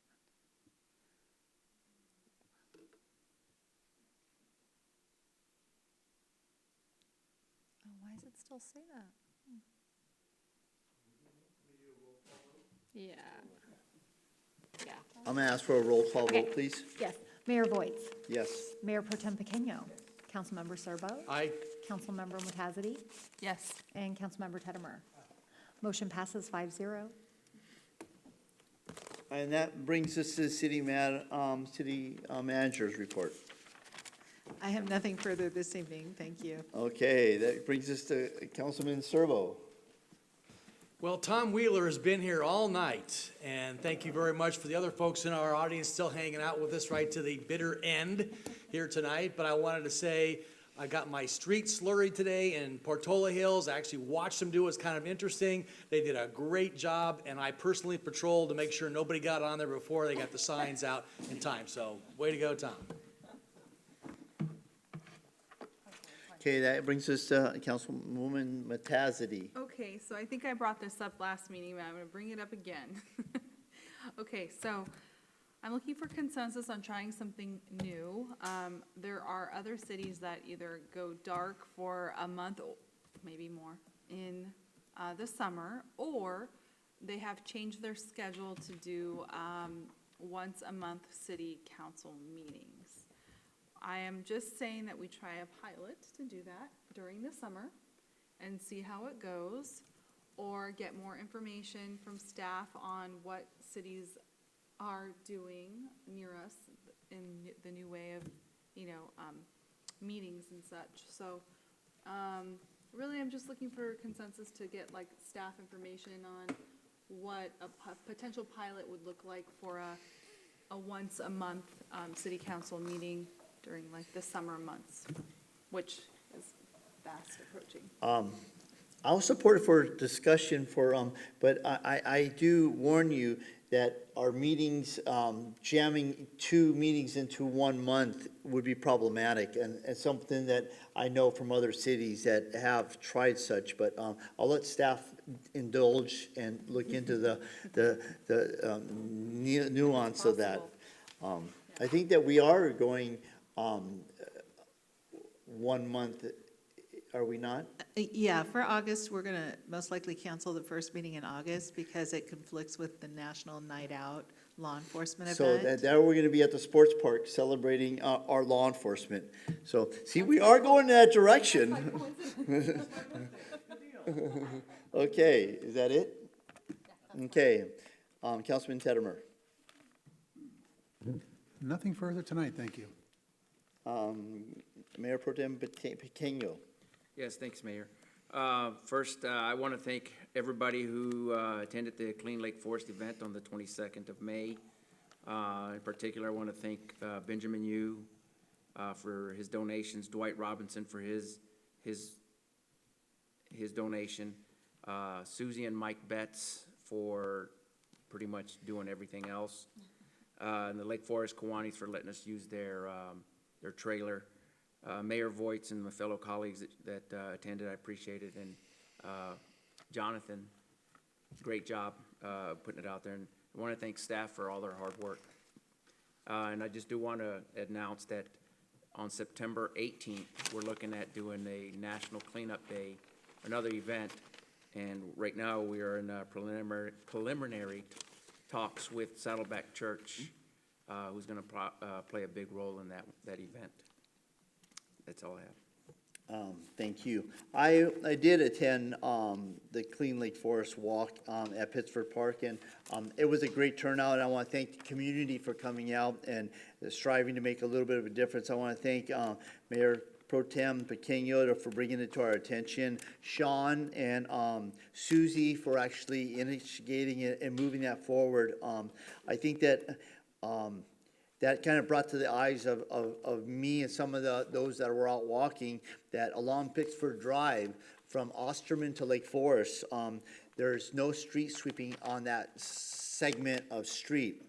I'd like to bring back for discussion, a discussion for street sweeping from Osterman to Lake Forest for the days of street sweeping, so that we have signs posted. The posting starts at North Crest and goes to Osterman, but then it evades us. And so I just think that the amount of dirt that's piling up along that section of the street and trash, in fact, just last night, there was a big bag of In-N-Out Burger stuffed right by the drain.